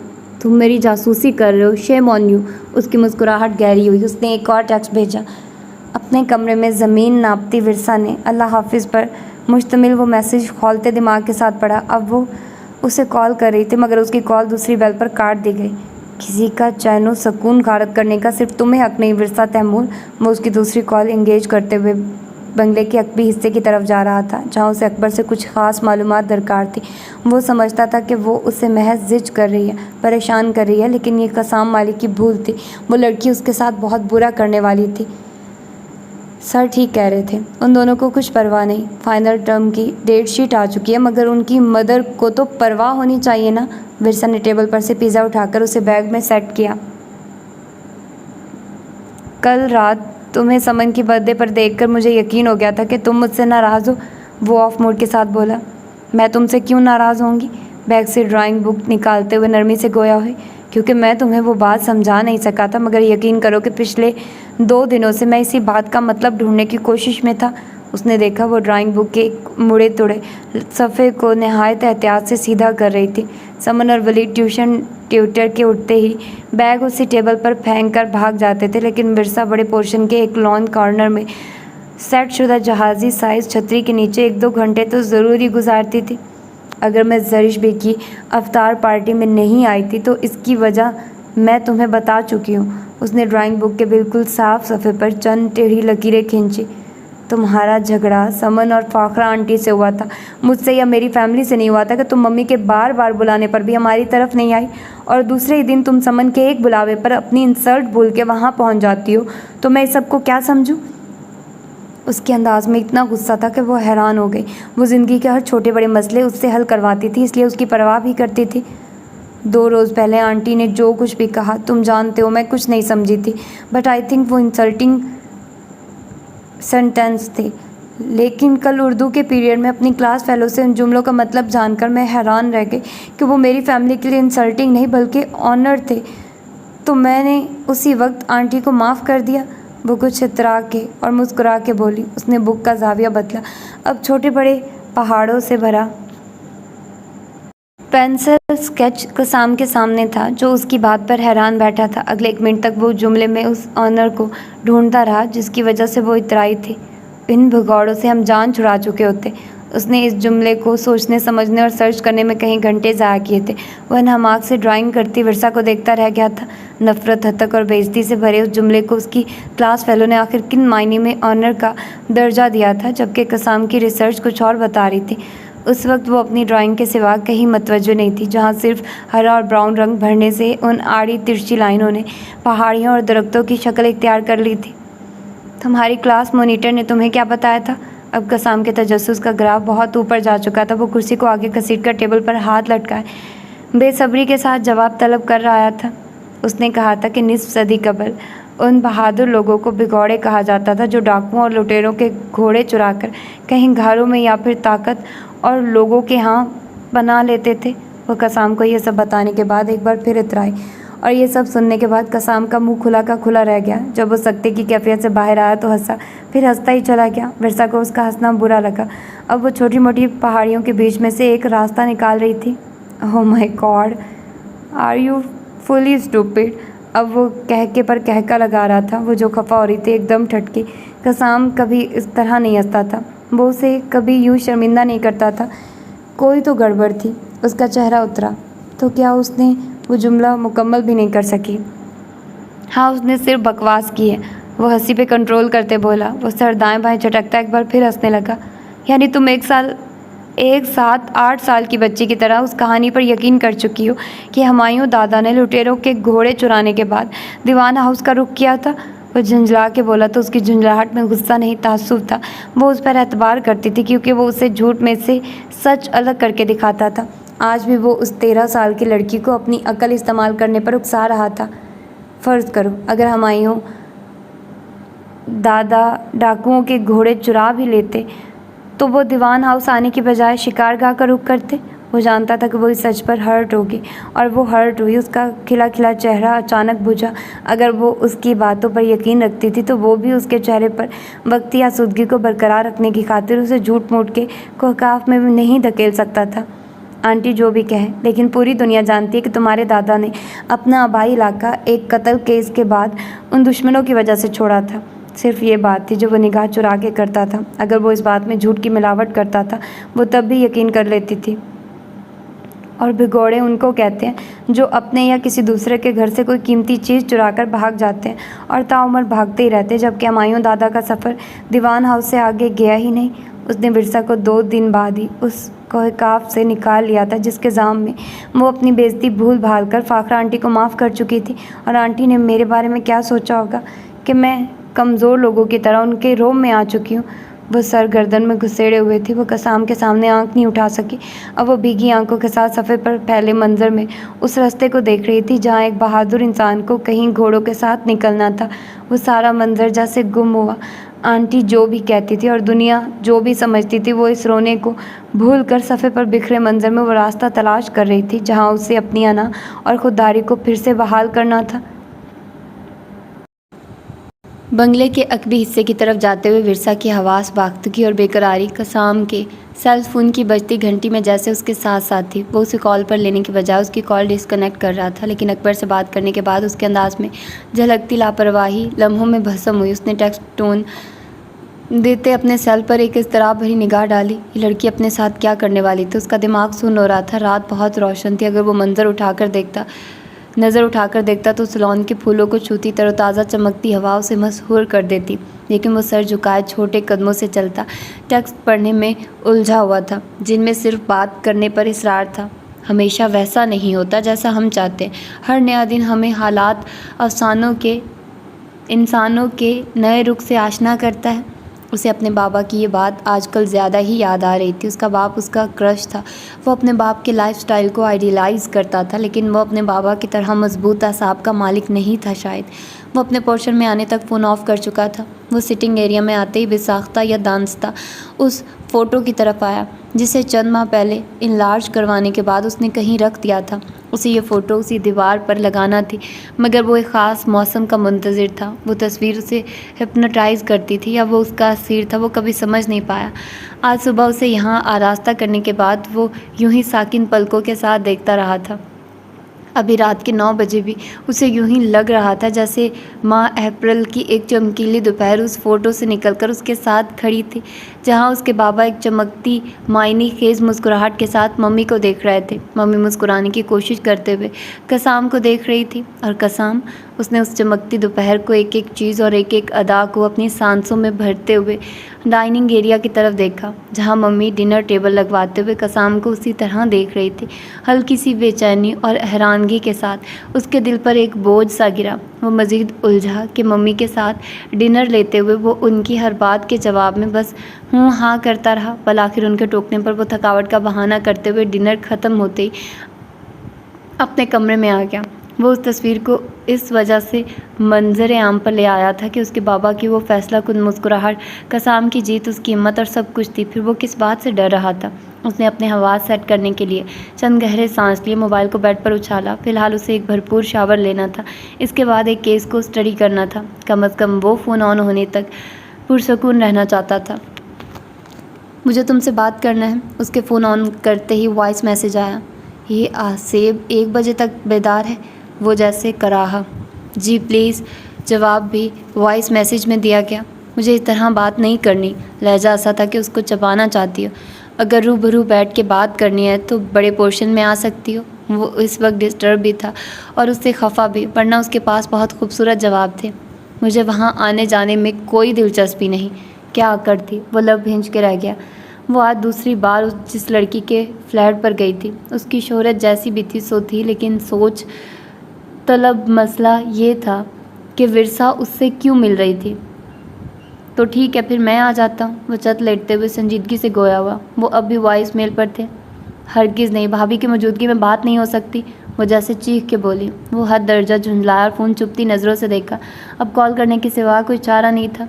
सोच लो, हम बाहर कहीं भी मिलेंगे तो लोग इसे डेट समझेंगे। वो अरसे बाद इस टोन में बोला था। दूसरी जानिब उसके चेहरे का रंग बदला, न धड़कनों ने लय बदली, बस समातों पर असर पड़ा और वो खुश रंग हुई। चलो कुफर तो टूटा कि इस शख्स की तवील खामोशी उसकी समातों को सहरा कर देती थी। मुझे सच बताना कि एक आम शहरी की जासूसी करना चीप हरकत है या नहीं? वो मतलब की बात पर आई। वो एकदम सीधा हुआ। मुझे भी सच बताना, एक आम शहरी को परेशान करना क्या चीप हरकत नहीं? ये मुकाबलाबाजी नहीं कसाम, अपना ज़ाती घर हर इंसान का ख्वाब होता है। क्या तुम अपने लिए फ़्लैट देख रही हो? वो किसी तमहीद में पड़े बिना नरमी से बोला। तुम उस लड़की से क्यों मिल रही हो? ये सवाल उसे भड़का सकता था। अगर मैं कहूँ हाँ। वो दिल में खुश हुई कि वो गलत सिमत में सोच रहा था, जबकि असल मामले की भिनक भी कसाम को पागल कर सकती थी। जब तुम जानती हो कि तुम्हारी मंजिल दीवान हाउस ही है, तो अपना वक्त और पैसा क्यों ज़ाया कर रही हो? बोलने वाले का लहजा इस कदर दो टोक था कि विरसा का दिमाग चकरा और चेहरा फक पड़ गया। उसने बात को ऐसे रुख पर डाला था विरसा को जिस जवाब की तवक्को नहीं थी। मैं तुम्हारी पाबंद नहीं हूँ, अपनी मर्ज़ी की मालिक हूँ। उसने पेशानी से पसीना पूछते हुए अपने बेतरतीब तनफ़ुस पर काबू पाने की कोशिश की। और दूसरी बात, वो हल्का सा मुस्कुराया, तुम फटाफट अपना हुलिया और साथ ही अपना डिज़ाइनर चेंज करो, वरना सुबह गार्ड बाबा तुम्हारे लिए गेट ही नहीं खोलेगा। तो तुम बाहर कैसे जा सकोगी? वो इस कदर सुकून से गोया हुआ कि वो उसकी पहली बात का सदमा भुलाकर इस दूसरी बात पर खून ख्वार हुई। कसाम, तुम देखना कि गुस्सा इस कदर हावी था कि बात अधूरी रह गई। तुम दर्द दिल हो, बस ठीक है, काफ़ी है। अब दर्द सर बनने की कोशिश मत करो यार। उसने चंद घड़ियां दूसरी तरफ छाए सकूत को महसूस किया, फिर फ़ोन बंद कर दिया। विरसा को तब चढ़ी और इंतहा की चढ़ी। वो उस रंग छिड़कती बात को अगर पकड़ पाती तो कमरे से बाहर ना निकलती, जो उसकी मर्ज़ी के ख़िलाफ़ उसका कमरा रंग बिरंगा कर रही थी। जाने क्या वजह थी कि विरसा का सारा गुस्सा उस कमरे के दरवाजे तक आते आते जैसे हवा हो जाता था। बस गिले शिकवे रह जाते और अक्सर तो वो शिकवे गिले भी बिना इजहार के दम तोड़ देते। तो इसकी वजह उसके बाबा थे। अच्छी याददाश्त की बिना पर उसे सब कुछ याद था और मसला ये था कि उसकी दादी से उसका बाप बहुत मोहब्बत करता था और दादी को किसी से मोहब्बत नहीं थी। वो सिर्फ उन बाप बेटी का ख्याल रखती थी। मिर्ज़ा के जहन में यह एहसास उसकी उम्र के साथ ही परवान चढ़ा था। उनके जज्बात इतने सपाट थे कि वो उनके लम्स में कभी वालहानापन महसूस नहीं कर सके। वो इस कदर नाप तोल कर बोलती थी कि वो उनकी गुफ्तगू में इजहार मोहब्बत जैसे जुमले तलाशती रह जाती। जैसे फ़ाखरा आंटी समन को अपने साथ लिपटा कर कहती थी, तुम तो मेरी जान हो, मेरी आंखों की ठंडक हो। तो शौरी उम्र तक इसका यकीन पुख्ता हो गया था कि इन दादी पोती के दरमियान मोहब्बत की सीढ़ी वही शख्स था। जब उसका बाप जिंदा था तो दादी अजनबी चेहरों से उसे यूँ मुतारिफ़ करवाती, ये मेरे तैमूर की बेटी है। उन्होंने कभी ये नहीं कहा कि ये मेरी पोती है, लेकिन मैंने इसे माँ बन के पाला है, ये मेरी बेटी है। उसके बाबा की वफ़ात के बाद दादी मोहब्बत की उस सीढ़ी से चंद जीने उतराई की तरफ आती कि मेरे तैमूर की निशानी है। अब इसी सीढ़ी पर विरसा चंद जीने चढ़ाई पर जाती कि दादी बाबा की मोहब्बत थी। वो गैर शऊरी तौर पर अपने बाबा को कॉपी कर रही थी। उसे याद था कि वो भी उसके कमरे के दरवाजे के बीच ठहर जाया करते थे, तो वो भी माँ से खफकी के तौर पर और गिलो शिकवों की बात पर ठहरते होंगे। और दादी उन्हें यूँ गुमसुम खड़े देखकर जब सर झुका लेती थी तो उसके बाबा के शिकवे भी बिना इजहार के दम तोड़ देते होंगे। वो उनके झुके सर को देखकर पलट जाते होंगे, कहाँ जा रहे हो? और वो उस मसनूई बुलावे पर विरसा ही की तरह अंदर ही अंदर एक असल पुकार के मुंतज़िर रहते होंगे। उनके जहन में जो भी था वो खुद क्या सोचते थे, मगर वो हर रोज़ कहीं भी जाने से पहले विरसा को दादी का ख्याल रखने की ताकीद करके जाते थे। लेकिन आज पहली बार उस दरवाजे के पास रुककर विरसा का गुस्सा कम हुआ, न दुख का जोर टूटा। आज आगे बढ़ना बहुत मुश्किल काम था। बरसों की शशोपंज के बाद उसे अब यकीन हो चुका था कि उसके बाबा को दादी से जो शिकायत भी थी वो उनकी खामोशी और उनके गोलमोल बयानात की बिना पर थी। आज उसने गुजरे माजी के हर दिन को अपनी यादाश्त में ताज़ा किया। जिस दिन उसने अपने बाबा को आखिरी बार देखा था, जब वो सुबह सवेरे ही दादी के कमरे में गए, तो वो बाप के पीछे ही थी। मैं रना चच्ची को लेने जा रहा हूँ, वो बहुत अकेली हैं, उन्हें हमारी ज़रूरत है, वो हमारे साथ रहेंगी तो विरसा की वजह से उनकी तन्हाई भी ख़त्म हो जाएगी। लेकिन मालिक अंकल का कहना है कि मेरा ये फ़ैसला ठीक नहीं है। वो यूँ ही बिना किसी सवाल जवाब के ठुस बैठी रही। मेरा ये फ़ैसला ठीक नहीं है अम्मा। उन्होंने ये सवाल एक बार फिर दोहराया था। अगर वो ज़रा सा सर उठाकर खामोशी तोड़कर कह देती कि मालिक भाई ठीक कह रहे हैं, वो माँ से क्या सुनना चाहते थे? वो अपनी माँ के फर्मा बरदार थे। फिर वो चले गए। उस रोज़ पहली बार ऐसा हुआ कि उन्होंने विरसा को दादी का ख्याल रखने की ताकीद नहीं की थी। उन्होंने बिना किसी बातचीत के उसे गले लगाकर बहुत सारा प्यार किया था। उस दिन के बाद विरसा को वो शफीक चेहरा दोबारा देखना नसीब नहीं हुआ। उम्मे मिरास बिनते उम्मे कलसूम जो उसकी दादी थी, अब उनकी खामोशी से उनकी शख्सियत मजरू हुई तो उसने बिला तामुल यकीन कर लिया कि 5 साल पहले उम्मे मिरात की खामोशी ही उसके बाबा की मौत का सबब बनी थी। उनके कमरे से फिर लाउंज से फिर बरामदे से बाहर भागती उस नौउम्र लड़की के सुलगते आंसू उसके नरम चेहरे को झुलसा रहे थे। क्या हो जाता जो दादी उससे कह देती तो हमारी क्लास फेलो ने जो सुनाई थी वो कहानी झूठ पर मबनी थी, तो उसकी खुददारी बरकरार रह जाती। वो इस गुम होती शाम में तेज़ कदमों के साथ जाने की सिमत जा रही थी। क्या हो जाता अगर उम्मे मिरात अपनी खामोशी तोड़ के अपने बेटे से कह देती तुम्हारा फ़ैसला ठीक नहीं है? वो तो माँ का फर्मा बरदार था। वो कह देती तुम कहीं नहीं जाओगे, तो शायद आज उसका बाप जिंदा होता और वो लोग कहीं ना कहीं अपना घर बना चुके होते। उसने फूली सांसों और बरसती आंखों के साथ सर उठा के उस पेड़ को देखा। उस पूरे बंगले में ये पेड़ वाहिद चीज़ था जिसे वो अपना समझती थी, जिस पर अब एक कली तक नहीं थी। वो पत्थर, झरने, सहरा, पहाड़ और खला तक में ये पेड़ वाहिद शय था जो उसकी हर ड्राइंग में अपने केसरी फूलों समेत मौजूद होता था। अब उसकी शाखों पर फाख्ता के टूटे घोंसले के बाकी मानदा तिनके लटक रहे थे जो पेड़ से फूलों के झड़ते ही शायद उड़ गई थी। उसने आंखें ज़ोर से मींची तो रुखसार भिगोते आंसू गर्दन पर बहने लगे। उसका झगड़ा बेसबब था। वो फूल हकदारों ने उतार लिए थे कि उम्मे मिरात और हुमायूं खान उस बंगले में खाली हाथ आए थे। वो अपनी यादाश्त खंगाल रही थी और उसे याद आ रहा था उस दिन जब मालिक अंकल ने उसे गोद में उठाकर उसे बताया था कि तुम्हारा बाबा और मेरा दोस्त अब अल्लाह के पास जा चुका है। तो उनकी दाढ़ी आंसुओं से भीगी हुई थी। उस दिन गेस्ट हाउस में मौजूद तमाम चेहरों में एक अजनबी चेहरा भी था जो कुछ देर पहले पागलों जैसी हालत में आई हुई थी। तो उन्हें देखते ही दादी ने तड़प के बीन डाला था, हाय रना भाभी, मैं बर्बाद हो गई। उसी लम्हे जरिश पी के इशारे पर बड़ी बुआ रोती बिलखती विरसा को अपने साथ लिपटा हुए बड़े पोर्शन के बजाय सर्वेंट क्वार्टर में आई थी। अरे बहू, विरसा के लिए दूध बिस्किट ले आओ। जब से बेदार हुई है बाप के सरहाने से नहीं हटी। वो बहू को ऑर्डर देने के बाद उसका ध्यान अब इधर उधर की बातों में लगा रही थी। अम्मा, वो मलोकड़ी सी औरत जो अभी आई थी, क्या वो वाकई उम्मे मराद की भाभी है? बड़ी बुआ की बहू ने उसके सामने टेबल रखते हुए जैसे कोई बड़ा अनोखा सवाल किया था। बुआ के चेहरे ने कहीं रंग बदले। उसकी भाभी यहाँ कैसे आ सकती है भला? बुआ की आवाज़ में हैरत थी, यह कर्ब था, लेकिन ओह गॉड, मैं तुम्हें इतना क्रेजी या जज्बाती नहीं समझता था। वो उसकी आवाज़ पर चौंक के उछली। जिसने पास आकर पेड़ की सबसे ऊंची शाख को जलाया तो शाख से लटकते सूखे तिनके ज़मीन बोस हुए। वो तेज़ी से झुकी। जब सीधी हुई तो कसाम उसके हाथ में वो तिनके देखकर हैरान नहीं हुआ था। जब वो उससे हर बात शेयर करती थी तो फिर वो उस पेड़ पर रिहायशी छोटी मखलूक को भी जानता था। जैसे वो जान चुका था कि उसकी बेतहाशा सुर्ख होती सूजी आंखों की वजह उस पेड़ का खालीपन नहीं, वजह कुछ और थी, और वो उसे टेंशन से निकालना चाहता था। वो घास पर आलती पालती मार के बैठ गई, गोया वो उससे बात करना चाहती थी। वो भी उसके सामने उसी अंदाज में बैठ गया। अगर तुम्हारा इरादा 5-6 माह इसी जगह बैठकर नई कलियों का इंतज़ार करना है तो आइडिया बुरा नहीं, लेकिन मैं 6 महीने यहाँ क्यों बैठूँगी? वो भी उस चीज़ के लिए जो मेरी मलकियत नहीं। मैं उसकी बात काट कर बोली, ये तुम्हारी मलकियत ना सही, लेकिन तुम्हें इससे लगाव है, ये तुम्हारे लिए बहुत ख़ास है। तो इससे क्या फ़र्क पड़ता है? उसने आंखें छुपक के आंसुओं को रोका। फ़र्क पड़ता है विरसा, जो चीज़ दूसरों के लिए आम सी हैसियत रखती है और हमारे लिए बहुत ख़ास होती है, यही तो मोहब्बत है। वो उसे ही देख रही थी जो शायबा की हद तक मुस्कुराया था। तुम गलत समझ रहे हो, मुझे अब इसका दुख नहीं। उसने पेड़ की तरफ देखा। मैं अपने माजी को खोज रही थी और मैंने बहुत कुछ ढूंढ लिया है। वो चौंका और ठटका ही नहीं, वो अपनी जगह से जैसे हिला था। उसे विरसा से सवाल करने की ज़रूरत नहीं पड़ती थी।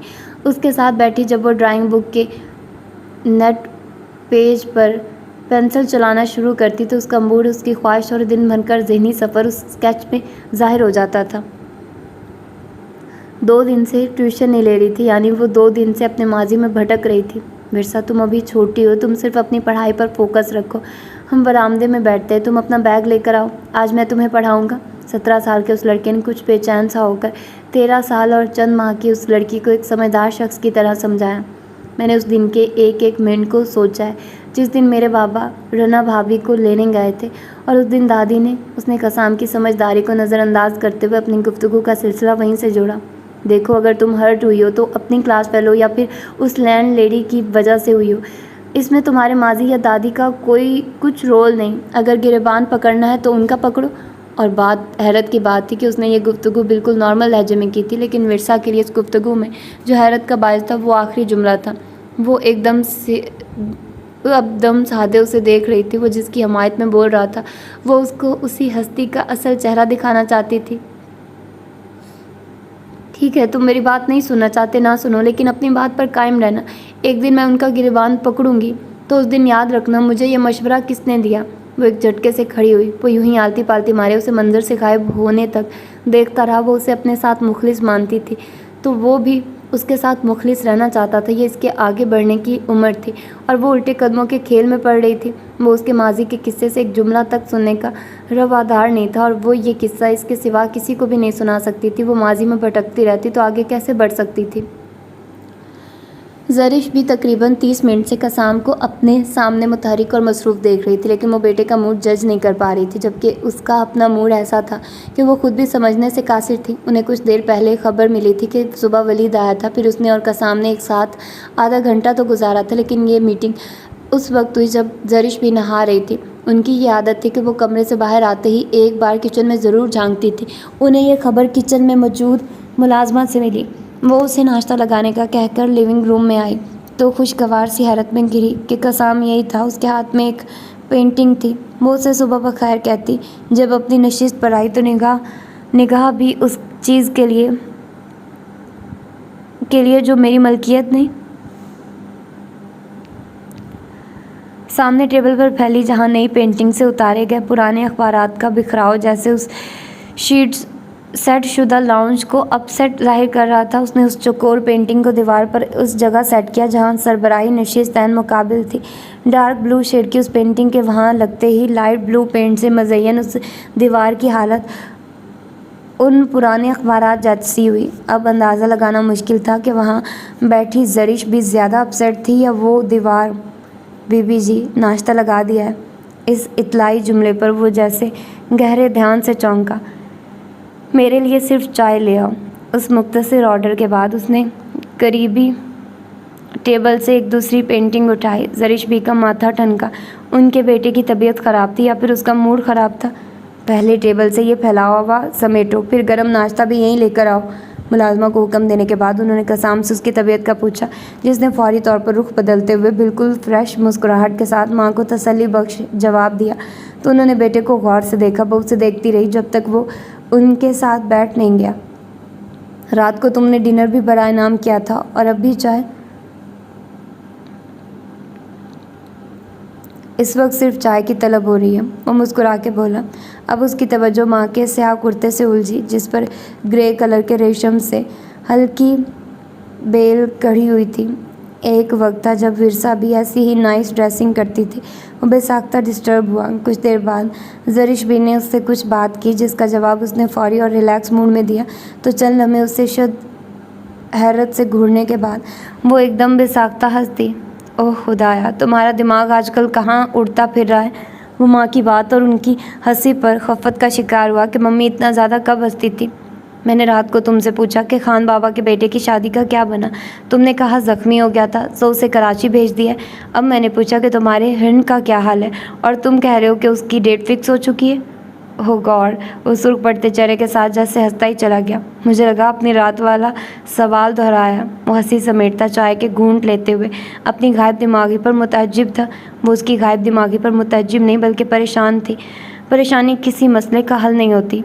वो मम्मी की बात पर चौंका, फिर संभल सा गया। परेशान तो नहीं हूँ, शिकारगाह पर बहुत बिजी रहा था तो शायद थक गया हूँ। उसने टी पॉट की तरफ हाथ बढ़ाया। क्या वलीद और तुम्हारे दरमियान कोई मसला चल रहा है? पहले वो शौहर के साथ और अब बेटे के साथ भी यूं ही बिना तमहीद के बात करती थी। वो उसे पुरुमीद नज़रों से देख रही थी, जैसे खदशा हो वो इस मौजू पर बहस करेगा या फिर उसे टाल देगा। वो एक दूसरे को इस कदर संजीदगी से देख रहे थे, कोई सोच नहीं सकता था कि कुछ देर कबल वो किसी बात पर बेतहाशा हंस रहे थे। वहाँ पुराने अखबारात का फैलावा भी नहीं था, फिर भी सब कुछ अपसेट लग रहा था। अब अंदाज़ा लगाना मुश्किल था कि ज़रिश भी ज़्यादा अपसेट थी। वो लिविंग रूम या फिर कसाम मालिक। उनके लिए ये नाकाबिले यकीन था कि वो ना सिर्फ सुबह सुबह जाग गई थी बल्कि ऐसी निकसिक से तैयार हो रही थी कि उसे आंखें फाड़ के देखना कुछ गलत नहीं था। जो तैयार हो रही थी खुद उसके लिए भी नाकाबिले यकीन था कि वो एक अनजान शख्स के लिए इस तरह तैयार हो सकती, मगर वो हो रही थी।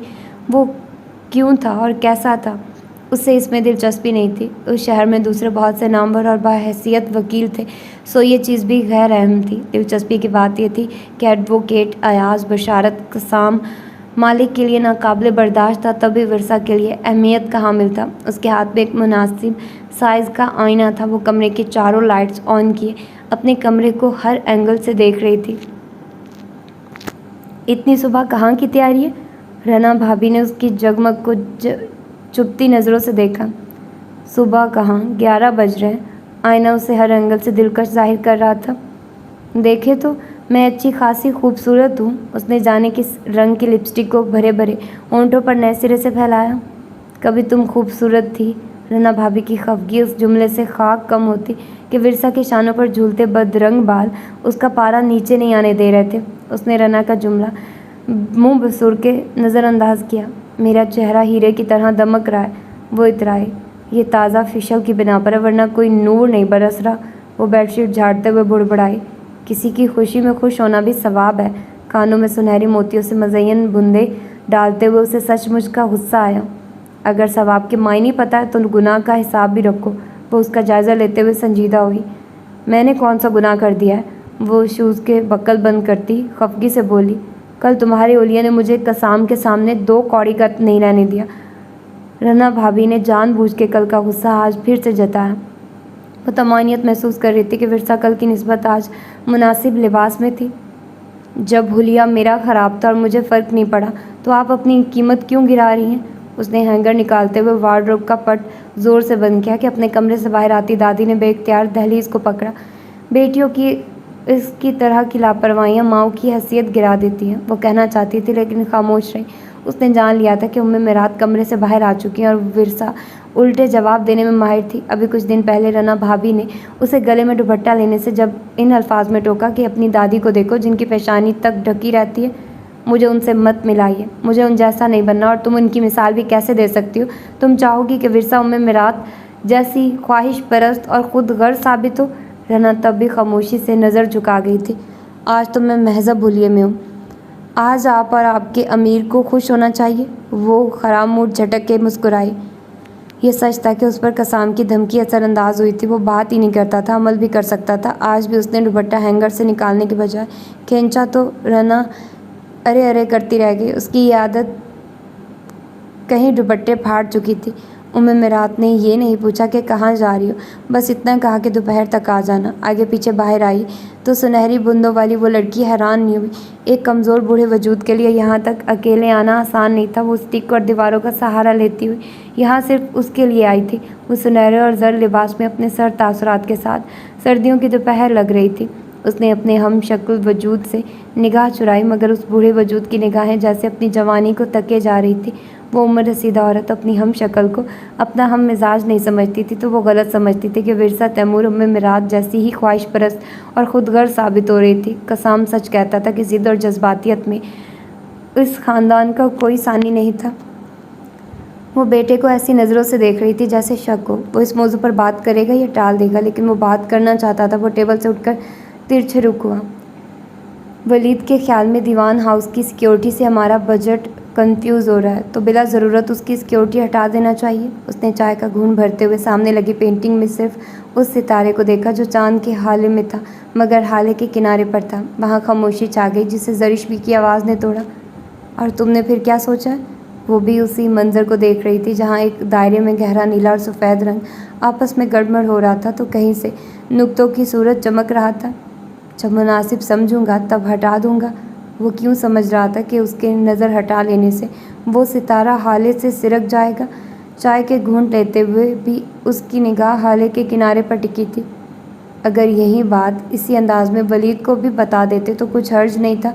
जैसे वो जानती थी कि उसने वलीद से कुछ और कहा होगा, तो इससे क्या होता, वो बहस के लिए कोई और वजह ढूंढ लेता, क्योंकि उसके ख्याल में मेरी सियासत और तैमूर अंकल का घर हमारे बिजनेस पर चल रहे हैं। वो अजीब अंदाज में हंसा। वो कुछ देर तक कुछ बोल नहीं सकी।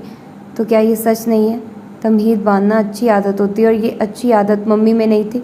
वो एकदम टेंस हुआ। हुमायूं साहब कोई लैंडलॉर्ड नहीं थे, उनकी प्रॉपर्टी करोड़ों में नहीं थी। बिज़नेस में उनका हिस्सा ज़रूर है, मगर वो महाना इनकम इस कदर सिक्योरिटी अफोर्ड नहीं कर सकती। वो मम्मी की इस बात को झुटला नहीं सकता था, क्योंकि ये सच था। अगर वो मज़ीद टेंस हुआ था तो इसकी वजह दीवान फैमिली का ये हिसाब किताब था, जो मालिक साहब की वफ़ात के 1 साल बाद ही शुरू हो चुका था। तो आप भी यही चाहती हैं कि मैं सिक्योरिटी हटा दूँ? ये तो तैमूर अंकल की फैमिली को उनके सपोर्ट करने के मुतरादिफ हुआ ना। वो तहम्मुल के साथ बोला था, लेकिन आवाज़ में बोझलपन नुमाया था। ज़रिश भी पलकें झपकाना भूल गई। अगर उनको अपनी बहन और उसकी फैमिली अजीज़ थी, तो दूसरी तरफ उन्हें अम्मा, रना भाभी और विरसा से भी लगाव था। वो शर्मिंदा हुई। हालात जैसे भी हों, लेकिन जब हमारी रवायात और ज़र्फ़ पर हर्फ आने लगे तो तुमने उस वक्त सिर्फ बेटे का साथ देना है। वो शौहर की ये नसीहत याद करने के बाद मज़ीद शर्मिंदा हुई।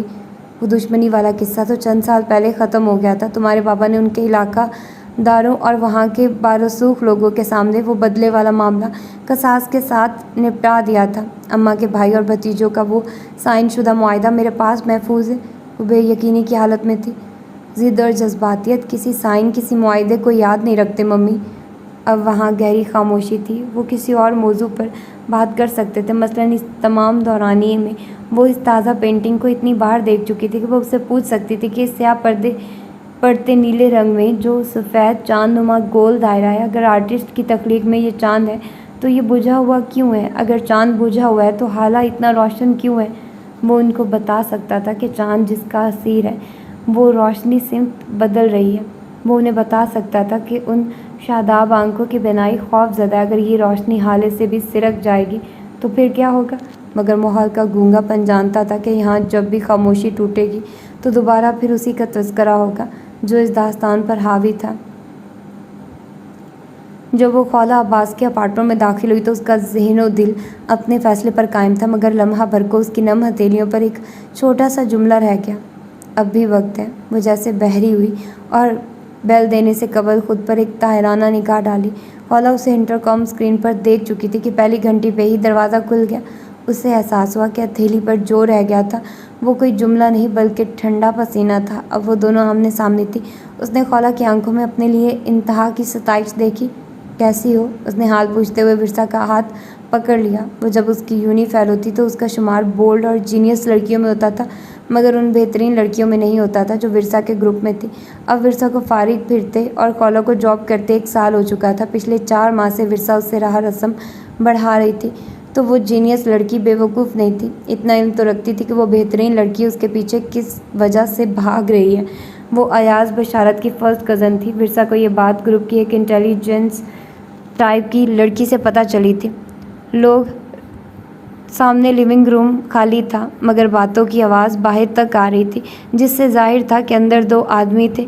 वो दोनों एक साथ ड्राइंग रूम तक आए तो दोनों आदमी उन्हें देखकर ना सिर्फ खामोश हुए बल्कि अपनी जगह से खड़े भी हो गए। वो अंदाज़ा तक नहीं लगा सकती थी कि उन दोनों में से अयाज़ बशारत कौन था। वो दोनों सेम ड्रेस में थे। वो हल्का सा नर्वस हुई। ये विरसा तैमूर है। खौला ने उसका तारुफ करवाने के बाद देखा। आई एम अयाज़ बशारत। वो एक बेतकल्लुफ़ किस्म की मुस्कुराहट के साथ मुतारिफ़ हुआ। खौला हैरान हुई। अयाज़ ने आज पहली बार किसी फ़ीमेल से मुतारिफ़ होने के बाद हाथ मिलाने के लिए अपना हाथ आगे नहीं बढ़ाया था। वो चारों बैठ चुके थे तो अगला मरहला हाल अहवाल दरियाफ़्त करने का था। अयाज़ के पास सिर्फ चंद मिनट हैं और ये वक्त भी मैंने बहुत मुश्किल से लिया है। खौला ने उसके सर पर एहसान रखा।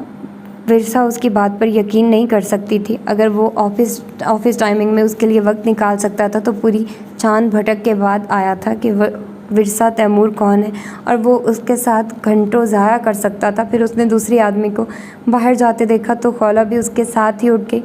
अब वो और अयाज़ बशारत वहाँ अकेले थे और एक दूसरे को देख रहे थे। वो ईद से 2 रोज़ कबल अपने बाप की कब्र पर गया था। उसने आखिरी बार उस लड़की को 6 माह पहले कसाम और उसकी मम्मी के साथ कब्रिस्तान में देखा था। इससे पहले अयाज़ उसे पाकिस्तान लॉ कॉलेज की पार्किंग में कई बार देख चुका था। कभी कभार जब ड्राइवर कसाम को पिक करने आता तो उसके साथ अक्सर फैमिली होती थी, मगर इस वक्त और उसकी अब की विरसा में आज उसने ज़मीन आसमान का फ़र्क महसूस किया। खौला ने मुझे बताया था कि आपको मुझसे कुछ काम है। अगर ऐसा है तो मैं इसे अपनी खुशकिस्मती समझूंगा। उसने मुस्कुराहट समेटते हुए बात की। शायद उसे अंदाज़ा था कि वो इस अंदाज में किस कदर खूबरू दिखता है।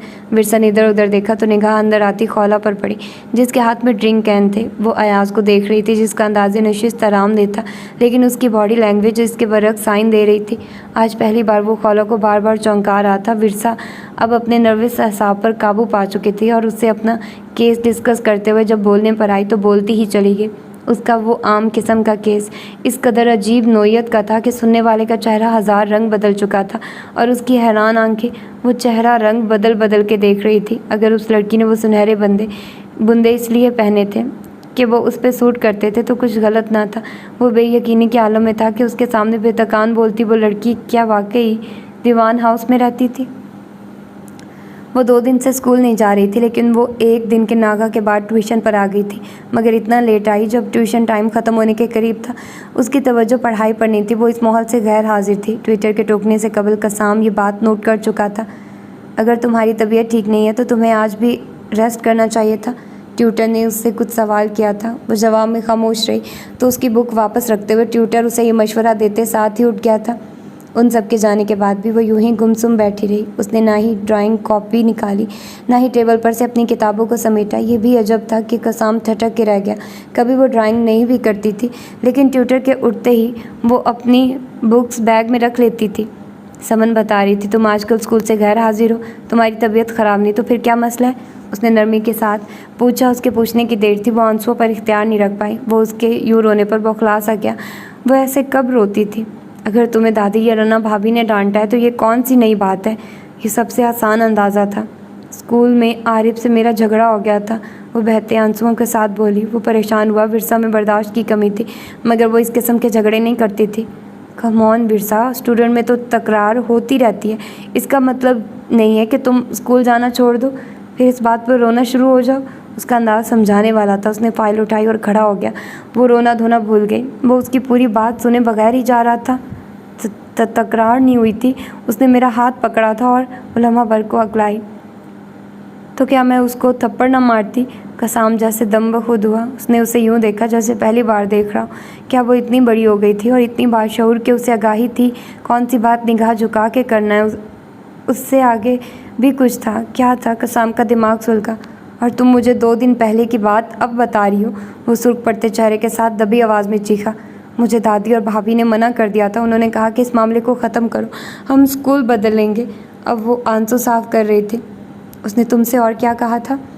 उसने अपनी बर्दाश्त मुजतमा करते हुए पूछा तो वह आवाज़ धीमी पड़ गई। उसने कहा था कि 15 साल की वो लड़की हिचकिचाई। मैं उसे अच्छी लगती हूँ और उसने मेरे फिगर की तारीफ़ की। अब वो किताबें बैग में रख रही थी, उसके हाथों में लर्जिश थी। वो अपनी जगह पर जैसे पत्थर हुआ। उसने विरसा को क्या समझा था? उससे तो मैं देख लूँगा और तुम भी कल से स्कूल जाओगी। वो उस वक्त इतने गुस्से में था कि उसने डर के मारे फौरी सर हिलाया, मगर वो अगले दिन भी स्कूल नहीं गई। वो नाश्ता करने के बाद काफ़ी देर तक पढ़ती रही। फिर दोपहर में वो सो गई। जाने कितनी देर गुजरी जब भाभी ने उसे झंझोड़ कर जगाया। वो उठ बैठी मगर घबरा गई। एक तो रना ने उसे मुख्तलिफ अंदाज में जगाया था, दूसरा वो अब उसे सर्द नज़रों से घूरे जा रही थी। जब तुम्हें मना किया था तो फिर ये सब कसाम के इल्म में लाने की क्या ज़रूरत थी? उनकी सख्त आवाज़ गूंजी। विरसा बात को समझी तो उसकी घबराहट कम हुई। मुझे स्कूल नहीं बदलना, सिर्फ 1 साल तो रह गया है। वो ओ लेवल के फर्स्ट ईयर में थी।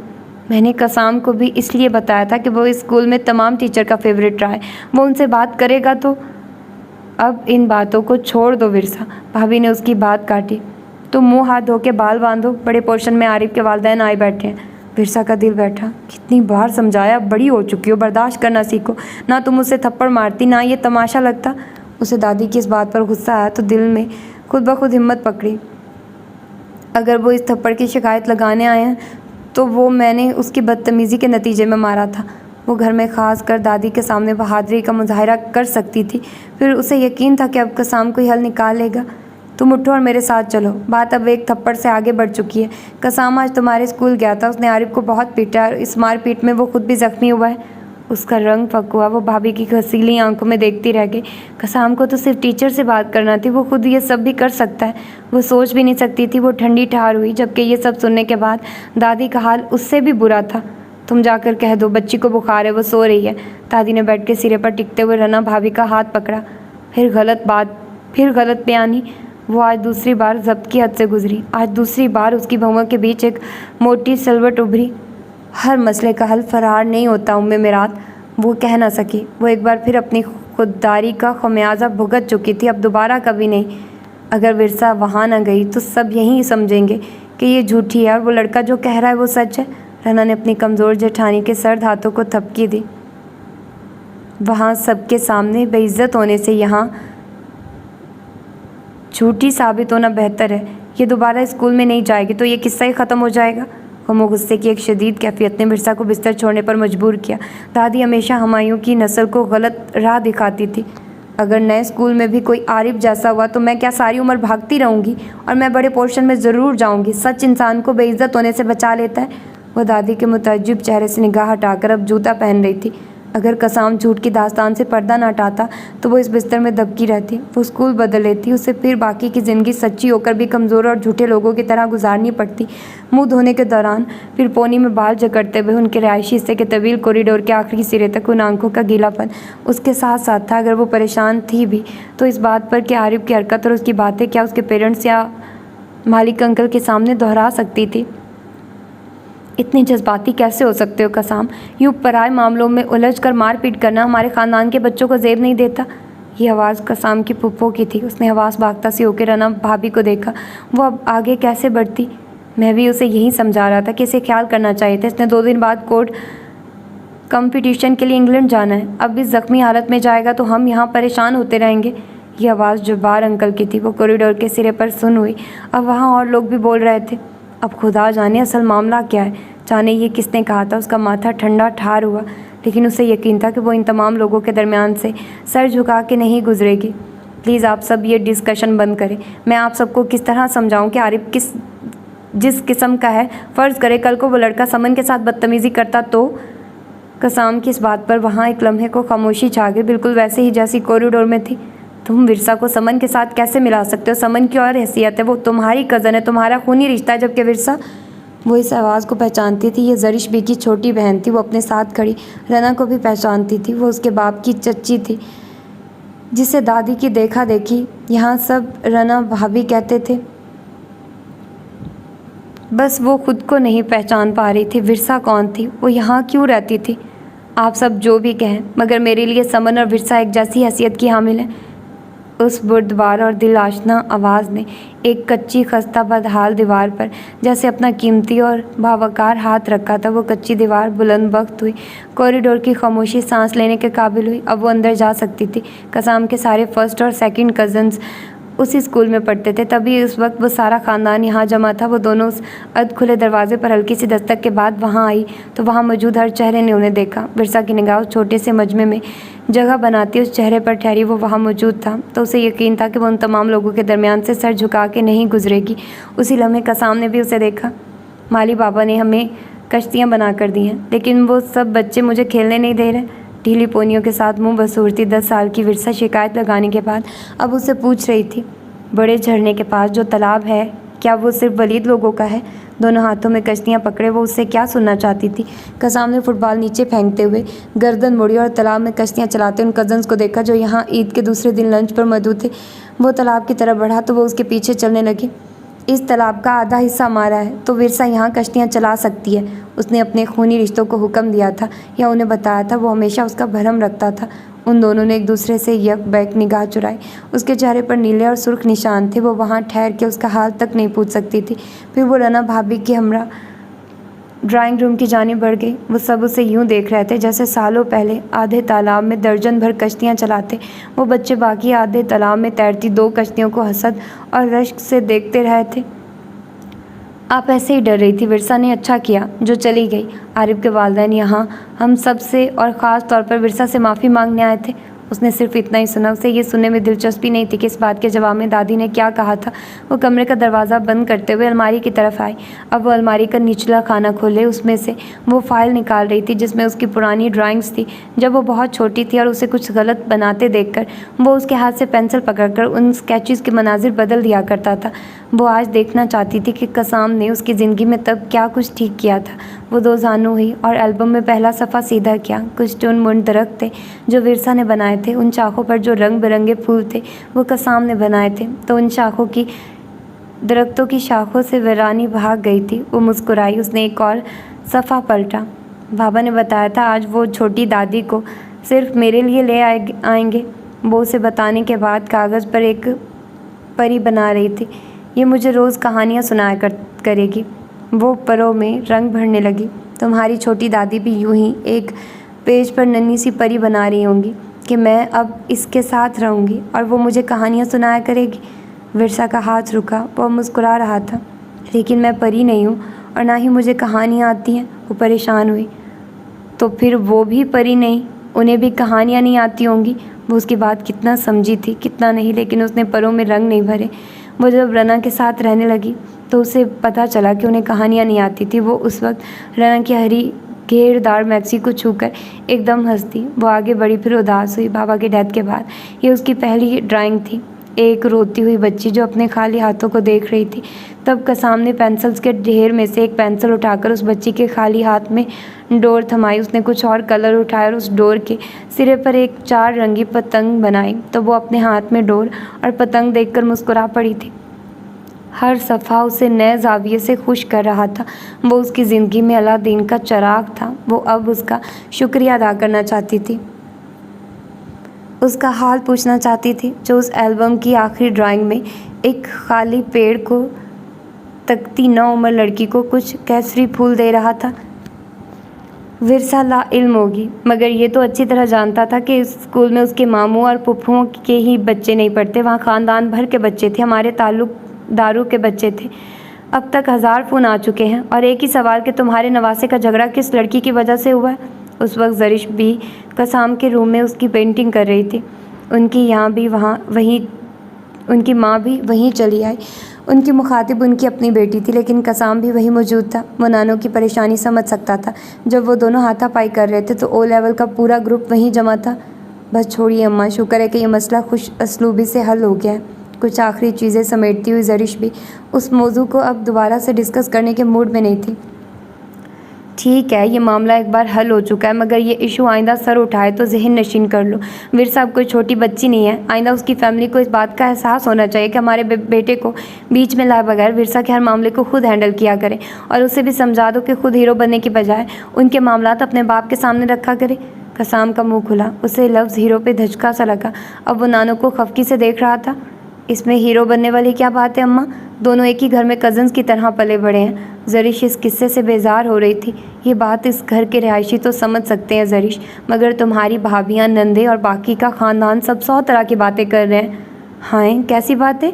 उन्होंने हड़बड़ा के पहले माँ का चेहरा देखा, फिर बेटे का, जो आंखें फाड़े नानों को देख रहा था। वो बुरी तरह ज़ख्मी था और उसका ये पूरा दिन टेंशन में गुजरा था। अम्मा प्लीज़, हम कोई और बात करते हैं, वो कसाम के चेहरे पर छाए तासुरात समझते हुए मध्यम आवाज़ में बोली। बेवकूफ़ बच्चों को माशरती ऊंच नीच और टीन एज की नज़ाकतें माएँ समझाती हैं। मैं शुरू से देखती आ रही हूँ कि वो लड़की अपने हर काम के लिए कसाम के ही आगे पीछे चकराती रहती है, और तुम अभी कबूतर की तरह आंखें बंद करके बैठी हो, जबकि इतना कुछ हो चुका है। वो बेटी को आंखें दिखाती अब बाहर जा रही थी। उनके हाथों की हरकत थमी। उन्होंने गहरा सांस लेते हुए निगाह उठाई और बेटे को खुली आंखों के साथ देखा। उसका सुर्ख चेहरा और खफा अंदाज बता रहा था कि उसकी आंखें फ़ोन पर, मगर जहन नानों की गुफ्तगू की तरफ था। उसकी माँ ने जो कहा था वो हर फर्ज सच था।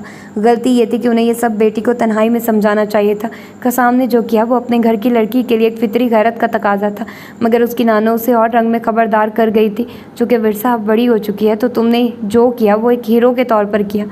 अब अगर रात भर बदलती करवटों के साथ दुखते जिस्म में उभरने वाली टेसों को एक गैरतमंद के बजाय वो हीरो के तौर पर महसूस करता रहा था, तो इस रंग बदलती सोच में उस 19 साला लड़के का कोई कसूर नहीं था।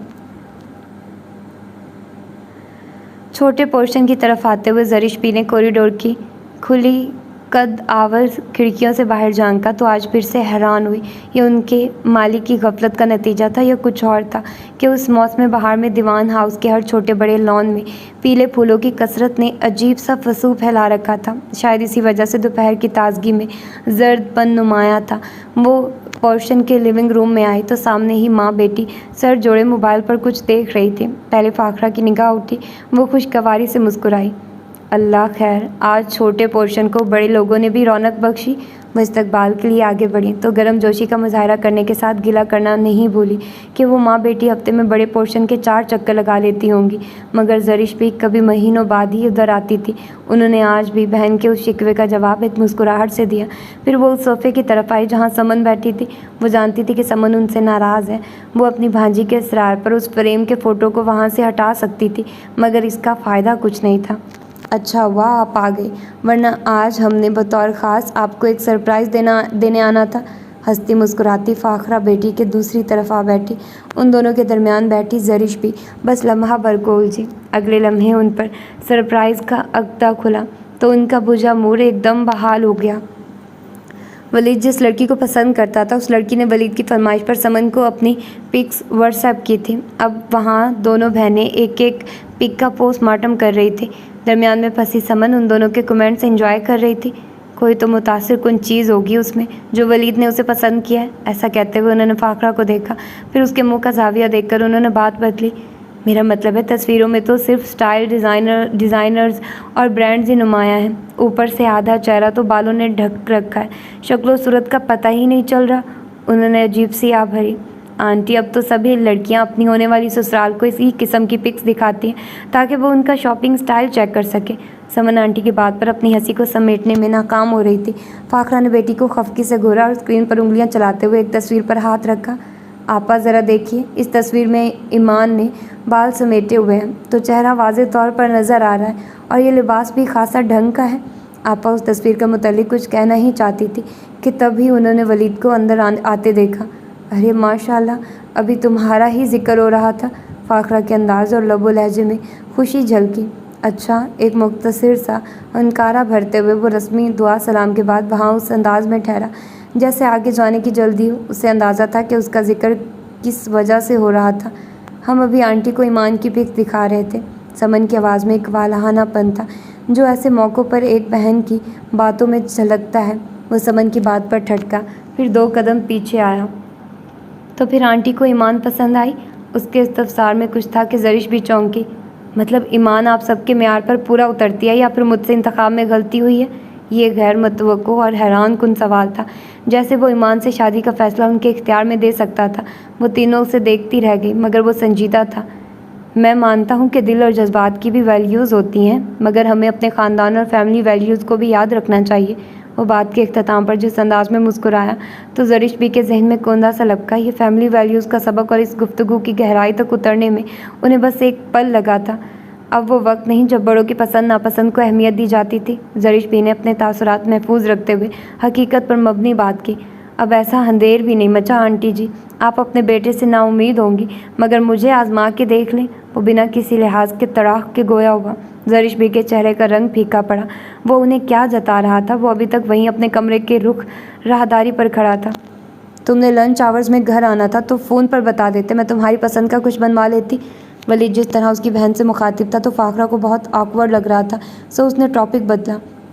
मैं यहाँ से कुछ फाइल्स उठाने आया था, लंच तक नहीं रुकूंगा। वो आगे बढ़ते हुए एकदम वापस पलटा, जैसे कोई ज़रूरी बात रह गई थी। फिर वो ज़रिश भी के सामने आकर रुका। आप जानती होंगी कि जो गाड़ी कसाम साहब ने विरसा बीवी के लिए ख़रीदी थी, वो गाड़ी तो स्याह बुर्का पहने गेस्ट हाउस के पोर्च में खड़ी है, और गाड़ी की मालकिन मुट्ठी भर दुपट्टा गले में डाले जाने किस वजह से रिक्शों और टैक्सियों में फिरती है। वो इस्तज़ा से हंसा तो ज़रिश भी ने उसे नहायत तहम्मुल के साथ देखा। वो उससे वो बात सुनने की मुंतज़िर थी जिसकी वो तमहीद बांध रहा था। हमें विरसा के हुलिये या उसकी रेपुटेशन से कुछ सरोकार नहीं।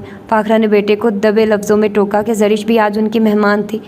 ठीक है, उसकी रेपुटेशन से हमारा कोई ताल्लुक़ नहीं, लेकिन उस इनकम का तो इससे ताल्लुक़ है जो हमारी मेहनत की कमाई और उस पर लुटाई जा रही है।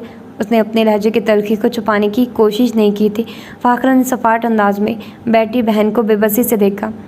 आप इसे समझा सकती हैं तो समझाइए कि हम दिन रात एक करके उसके लिए नहीं कमाते। ये जो सारे शहर में उसकी टैक्सियों के पीछे हमारी गाड़ियों में गार्ड्स फिरते हैं, वो उसकी खाला के बेटे हैं ना। वो गाड़ियाँ हवा से चलती हैं। उसके लहजे की बरहमी और आवाज़ की तेज़ी नाकाबिले बर्दाश्त ही नहीं, काबिले एतराज़ भी थी। समन और फाखरा ने उसे तहीर के साथ देखा जो अपने कमरे की तरफ जा रहा था। ज़रिश भी ने एक गहरा सांस लिया। अब चलती हूँ, ज़ोहर कज़ा हो जाएगी। वो इतना कहकर ही रुखसत हो गई। वो दोनों माँ बेटी अपनी नशिस्त से हिल भी नहीं सकी। कुछ देर पहले वो तीनों खुशबाश मूड में बातें कर रही थी। फिर विरसा के तज़किरे ने माहौल की खुशगवारियत को किसी अफरियत की तरह निकल लिया था। काश उनके पास कोई जादू मंतर होता। वो दीवान हाउस से उस गेस्ट रूम को लम्हों में गायब कर सकती। कसाम इंग्लैंड से वो मुकाबला जीत कर आया था। इसी वजह से उसकी वापसी की पहली शाम ही बड़े पोर्शन में रौनक काबिले दीद थी। उस वक्त यहाँ उसका पूरा नन्याल जमा था। आज मालिक साहब भी सुबह सवेरे ही शिकारगाह से वापस आ गए थे।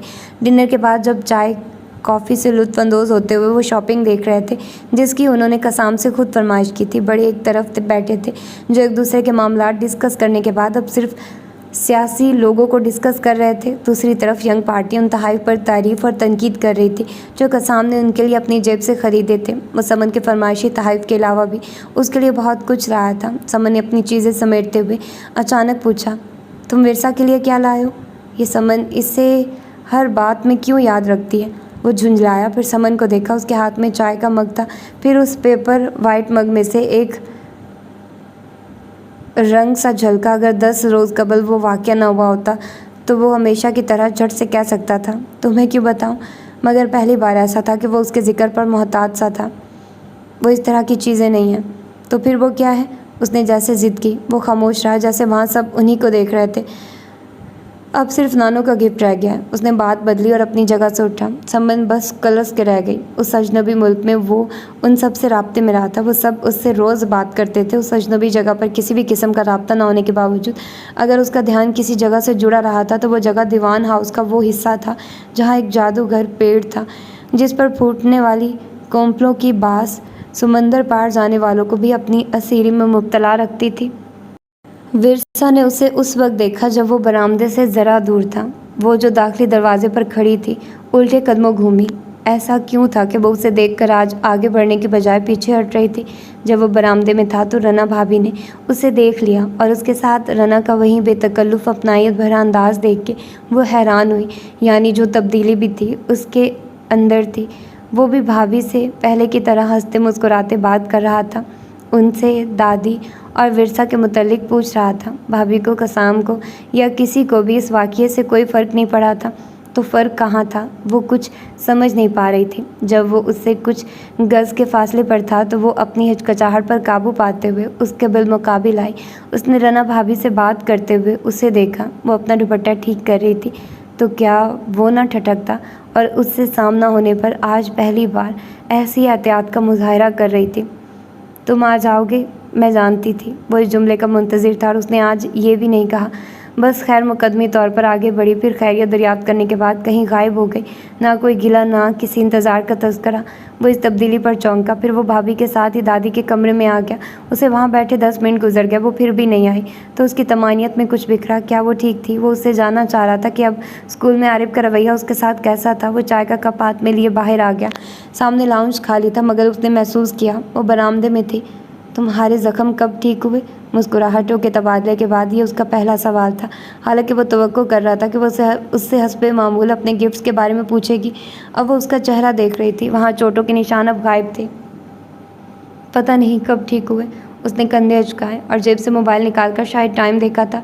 मुझे तुम्हारा शुक्रिया अदा करना था, लेकिन मौका ही नहीं मिला और तुम चले गए। वो अब उसके सामने आई। ये हमेशा से नहीं था कि उसने सिर्फ चंद लम्हों के लिए निगाह उठाई हो। इसकी ज़रूरत नहीं। कसाम ने उस पर शाकी निगाह डाली। मैं कल तुम्हारे स्कूल आऊँगा, वो कदम बढ़ाते हुए बोला। मगर क्यों? वो चंद लम्हे कुछ सोचने के बाद सरत से बोली। डोंट वरी, बस ऐसे ही। वो हल्का सा हंसा। लेकिन मैं नहीं चाहती कि तुम आओ। वो अच्छी खासी परेशान होकर बोली तो उसने उसे तहीर के साथ देखा। क्या बात है? क्या फिर कोई मसला हुआ है? उसकी घबराई हुई शक्ल से वो और क्या अख्स करता। नहीं नहीं, वो एकदम बौखलाई। क्योंकि उसने लब काटे। वो स्कूल में मेरी क्लास फेलोज़ अजीब अजीब बातें करती हैं। तो उसने निगाह झुकाई। तो क्या? वो उसकी तरफ घूमा। विरसा, मुझे सच बताओ। वो तुमसे पूछेंगी। वो हकला के बढ़ गई। तो यू लाइक विरसा? तो तुम कह देना। नहीं, बिल्कुल नहीं। वो एकदम शशदर हुआ और उसने बेतहाशा हैरत के साथ उसे देखा। इन 10 दिनों में उसकी उम्र जैसे 10 साल आगे चली गई थी। उन झुकी पलकों का जंगल अब सिर्फ स्याह नहीं था, वहाँ एक चांद सा अटका हुआ था, एक फूल सा खिला हुआ था। वो ऑफिस में बैठा कुछ कागजात चेक कर रहा था जब उसके सेल पर मैसेज टोन बजी। उसने फ़ोन उठा के देखा। ये अकबर का मैसेज था। सर, मैं आपके ऑफिस के सामने हूँ, क्या मुलाकात हो सकती है? वो जो एक फ़ाइल पर झुका था, ये पैगाम पढ़ने के बाद उसके अंदाज़े नशिस्त में एक आरामदेह तब्दीली आई। आज वो बहुत खुश था, बहुत बिजी था। कह सकता था प्लीज़ अभी नहीं। वो उसे कल पे टाल देता तो अगले कई घंटे वो यूं ही मुस्कुरा सकता था, मगर उससे संगीन गलती हुई। उसने अकबर को मुलाकात पर बुला लिया। अभी कल ही कोर्ट में एक कांटेदार मुकाबले के बाद उसने अपने अज़ली हरीफ से एक मुश्किल केस जीता था, जिसकी खुशी में आज उसके ऑफिस वर्कर्स ने एक छोटी सी पार्टी अरेंज की थी। तो ऑफिस के माहौल में अभी तक चाय, कॉफ़ी, मिठाई, फूलों की और जीत की महक ताज़ा थी। कमरे में इस कदर फूल थे जैसे कोई बाग उगाया था। अकबर वहाँ सिर्फ 10 मिनट तक बैठा था और चंद जुमलों की गुफ्तगू के बाद वो अब जा चुका था। उन चंद जुमलों में कोई बगोला फूटा था कि वो ऑफिस का मालिक, उसका इत्मीनान, सब कुछ दरहम बरहम हो चुका था। और उस तोड़ फोड़ के नतीजे में माहौल पर छाई चाय की, फूलों की और जीत की महक ने वो ऑफिस छोड़ने में एक सेकंड नहीं लगाया था। वहाँ कीमती टेबल पर औंधा पड़ा वो फ़ोन मुसलसल बज रहा था। उसके ऑफिस फ़ोन पर ऑपरेटर किसी ऑफिसर को कॉल पर ले चुकी थी। सर, आप फ़ोन क्यों नहीं उठा रहे हैं? कई मिनटों बाद वो आवाज़ भागता सी अंदर आई। फ़लाँ साहब कॉल पर हैं और आपको मुबारकबाद देना चाहते हैं। किस बात की मुबारकबाद? वो इस कदर तेज़ और सर्द लहजे में बोला कि हकदक्सी ऑपरेटर हरासा हुई। सर, वो उसने माथे को छुआ। प्लीज़, मैं इस वक्त किसी से बात नहीं कर पाऊँगा। आखिर वो किस बात की मुबारकबाद वसूल करता? कल कोर्ट में उसने जिस प्रोसिक्यूटर को बुरी तरह हराया था, उस लम्हे उसे अपनी वो जीत महज एक मजाक लग रही थी, एक रेत के घर जैसा मजाक। वो उसी वक्त ऑफिस से उठाया। फिर वक्त वो घर भी नहीं जाना चाहता था। उसे इस वक्त जिस चीज़ की अशद ज़रूरत थी वो चीज़ बर्दाश्त थी। यूं ही सड़कों पर बेमकसद गाड़ी दौड़ाते हुए जाने कितना वक्त गुजर गया था। मुझ में कितनी कहानियाँ थी तेरी, कितनी शामें, निशानियाँ थी तेरी। वो अंदर आई तो सामने बैठे उस शख्स का चेहरा उस लड़की के लिबास में नुमायाँ होते रंग की तरह हुआ। वो जो कुछ कर रही थी तो वो उसे देख के खुश हुआ था या नहीं, मगर वो उस पर से निगाह नहीं हटा सका। ऐसा क्या था उसमें जो किसी और में नहीं था? शायद मोहब्बत में ये सवाल कभी भी हल शुदा नहीं था और ना ही हो सकता था। वो अंदर आई तो वहाँ मुकम्मल खामोशी थी, लेकिन हैरानी नहीं थी कि वो सामने ही मौजूद था। वो आगे आई और उसके करीब रुकी, मगर उसका हाल पूछने के बजाय उससे ज़रिश बी के मुतालिक पूछा। उसे नहीं मालूम था कि वो मम्मी के बुलाने पर यहाँ आई थी, मगर वो ये ज़रूर जानता था कि मम्मी इस वक्त आंटी लोगों के साथ ईमान के घर गई होंगी। वह ताकत और इख्तियार के इस्तेमाल से पहले एक मौका मोहब्बत को देना चाहता था। कसाम ने अपनी नशिश छोड़ी और उसके सामने आया। कैसी हो तुम? उसका दिल अब भी नहीं मान रहा था कि वो जो कदम कदम पर उसे पुकारती थी वो उसका नाम कैसे भूल सकती थी। जैसी हमेशा से थी। उसने बेनियाजी से कंधे उचकाए। तुम हमेशा ऐसी नहीं थी। वो उसे यूं ही यकटिक तकते हुए बोला। वो अभी उस पर कुछ भी जाहिर नहीं करना चाहता था। जल्द या बदीर वो उसके मुंह से सुनना चाहता था कि वो उस शख्स से क्यों मिल रही है। अच्छा, मुझे तो याद नहीं है, उसने बेनियाजी से जवाब दिया। वो ज़रिश बी के कमरे में जाने की गर्ज से कुछ और आगे बढ़ी। मगर मुझे याद है और मैं तुम्हें बता सकता हूँ। वो भी चंद कदम आगे आया। मसलन उसने पलट के देखा। वो ज़रा सा हंसी। वो हंसी रेत के घर जैसी थी, जैसे वो सब मजाक था। वो मतविश नज़रों से उसे देखता चला जा रहा था और वो सपाट चेहरे के साथ खड़ी थी। मुझे याद है जब मैं यूँ इर्तकाज़ के साथ तुम्हारी जानिब देखता था तो तुम शर्मा जाती थी, नज़र झुका लेती थी। वो कह सकती थी कि अगर दुनिया में किसी को मोहब्बत मतलूब थी तो उस वक्त उन्हें इस शख्स का लहजा चुरा लेना चाहिए था। ओह मेरे खुदाया, क्या वाकई ऐसा था? उसने एक मसनूई तहीर के साथ आंखें फैलाई, फिर उसकी आंखों में नमी उतरी। अगर ऐसा था तो मैं अपनी कमज़ोर याददाश्त पर खुश हूँ। उसने ये बात करते हुए अपना चेहरा मोड़ा और ना ही आंख में उतरी नमी को छुपाने की कोशिश की। वो बस उसे पीछे छोड़ के आगे बढ़ जाना चाहती थी। मगर तुम्हारी ये कमज़ोर याददाश्त मेरे लिए तकलीफ़ का बायस बनती जा रही है विरसा। वो ताकत और इख्तियार का इस्तेमाल करने से पहले एक मौका तो मोहब्बत को दे सकता था। आजिज़ी से, नरमी से मिन्नत करते हुए। इन गुज़रे माहों साल में हमारे बीच बहुत कुछ था कि इन गुज़रे माहों साल में कोई वाक़या ऐसा गुज़रा होगा जब विरसा तैमूर की आवाज़ को शनाख्त करना तुम्हारे लिए मुश्किल हो गया था। तब तुम्हारी कमज़ोर याददाश्त भी मेरे लिए ऐसी ही तकलीफ़ का बायस साबित हुई थी। उसने एक बार फिर चेहरा मोड़ा, ना ही आंखों में उतरी नमी को छुपाने की कोशिश की। वो अपने बिखरते लहजे को कहीं से भी समेट नहीं पाई। आज सालों बाद भी कसाम ने ही एक तल्ख तरीन बेबसी महसूस की थी और आज भी उसने ही जाने कि उस भेद को फिर से छुपाया था। वो उसके जर्द चेहरे पर एक चुपती निगाह डालने के बाद उस अब सिटिंग एरिया की तरफ जा रही थी। फिर उसकी निगाह अतराफ में उठी और लाइट पिंक दीवार पर सजे एक फ्रेम में फ़ोटो से उलझी। वो वहीं साकिन हुई। अब वहाँ कोई तीसरा फ़र्द होता तो वो अंदाज़ा नहीं लगा सकता था कि एक दूसरे के साथ खड़े उन दोनों नफूस में से किसका चेहरा ज़्यादा ज़र्द था। तो गाइज़, मैंने कोशिश तो की है कि इसको मैं कंप्लीट कर लेती एक पार्ट में, लेकिन ये बहुत ज़्यादा लंबा हो रहा है और मेरा अब कोई इरादा नहीं कि आप लोगों की आदतें ख़राब करने का। 2 घंटे तक मैं कोई भी नावल नहीं दूँगी। अगर कोई भी नावल इससे ज़्यादा हुआ तो मैं उसके पार्ट्स बना दूँगी। तो इसका सेकंड और लास्ट पार्ट आप लोगों को कल मिल जाएगा। और जो लोग इस नावल को बाद में सुनेंगे, मतलब समटाइम्स ऐसे हो जाता है कि आपकी फीड पर आ जाता है तो तब आप लोग ये नावल सुनते हैं तो आप लोगों को नहीं पता चलता कि इसका अगला पार्ट आप लोगों को कहाँ मिलेगा। तो मैं बना रही हूँ अब प्लेलिस्ट में बनाऊँगी। कौन सा मंथ चल रहा है? मंथ चल रहा है अगस्त का, ठीक है। मैं बनाऊँगी अगस्त 2025, ठीक है। जितने भी अगस्त 2025 में मैं नावल रिकॉर्ड करूँगी वो मैं इसी में दे दूँगी, ठीक है। और अगर कोई भी नावल ऐसा हुआ जिसका पार्ट होगा तो वो आप लोगों को ऐसे मिल जाएगा, मतलब तरतीब से मिल जाएगा प्लेलिस्ट में। अब ये ऐड होगा, इसके बाद इसका सेकंड पार्ट प्लेलिस्ट में ऐड हो जाएगा। बाकी के भी जितने मैं करूँगी ना वो प्लेलिस्ट में ऐसे ऐड करूँगी। उसके बाद अगस्त के बाद मैं फिर सितंबर, नवंबर, अक्टूबर, दिसंबर इस तरह प्लेलिस्ट हर मंथ की बनाऊँगी और आप लोगों को उसमें जितने भी नावल्स होंगे वो आप लोगों को सुनाऊँगी। तो मिलते हैं इसके सेकंड और लास्ट पार्ट में। अपना ढेर सारा ख्याल रखिएगा। अल्लाह हाफिज़।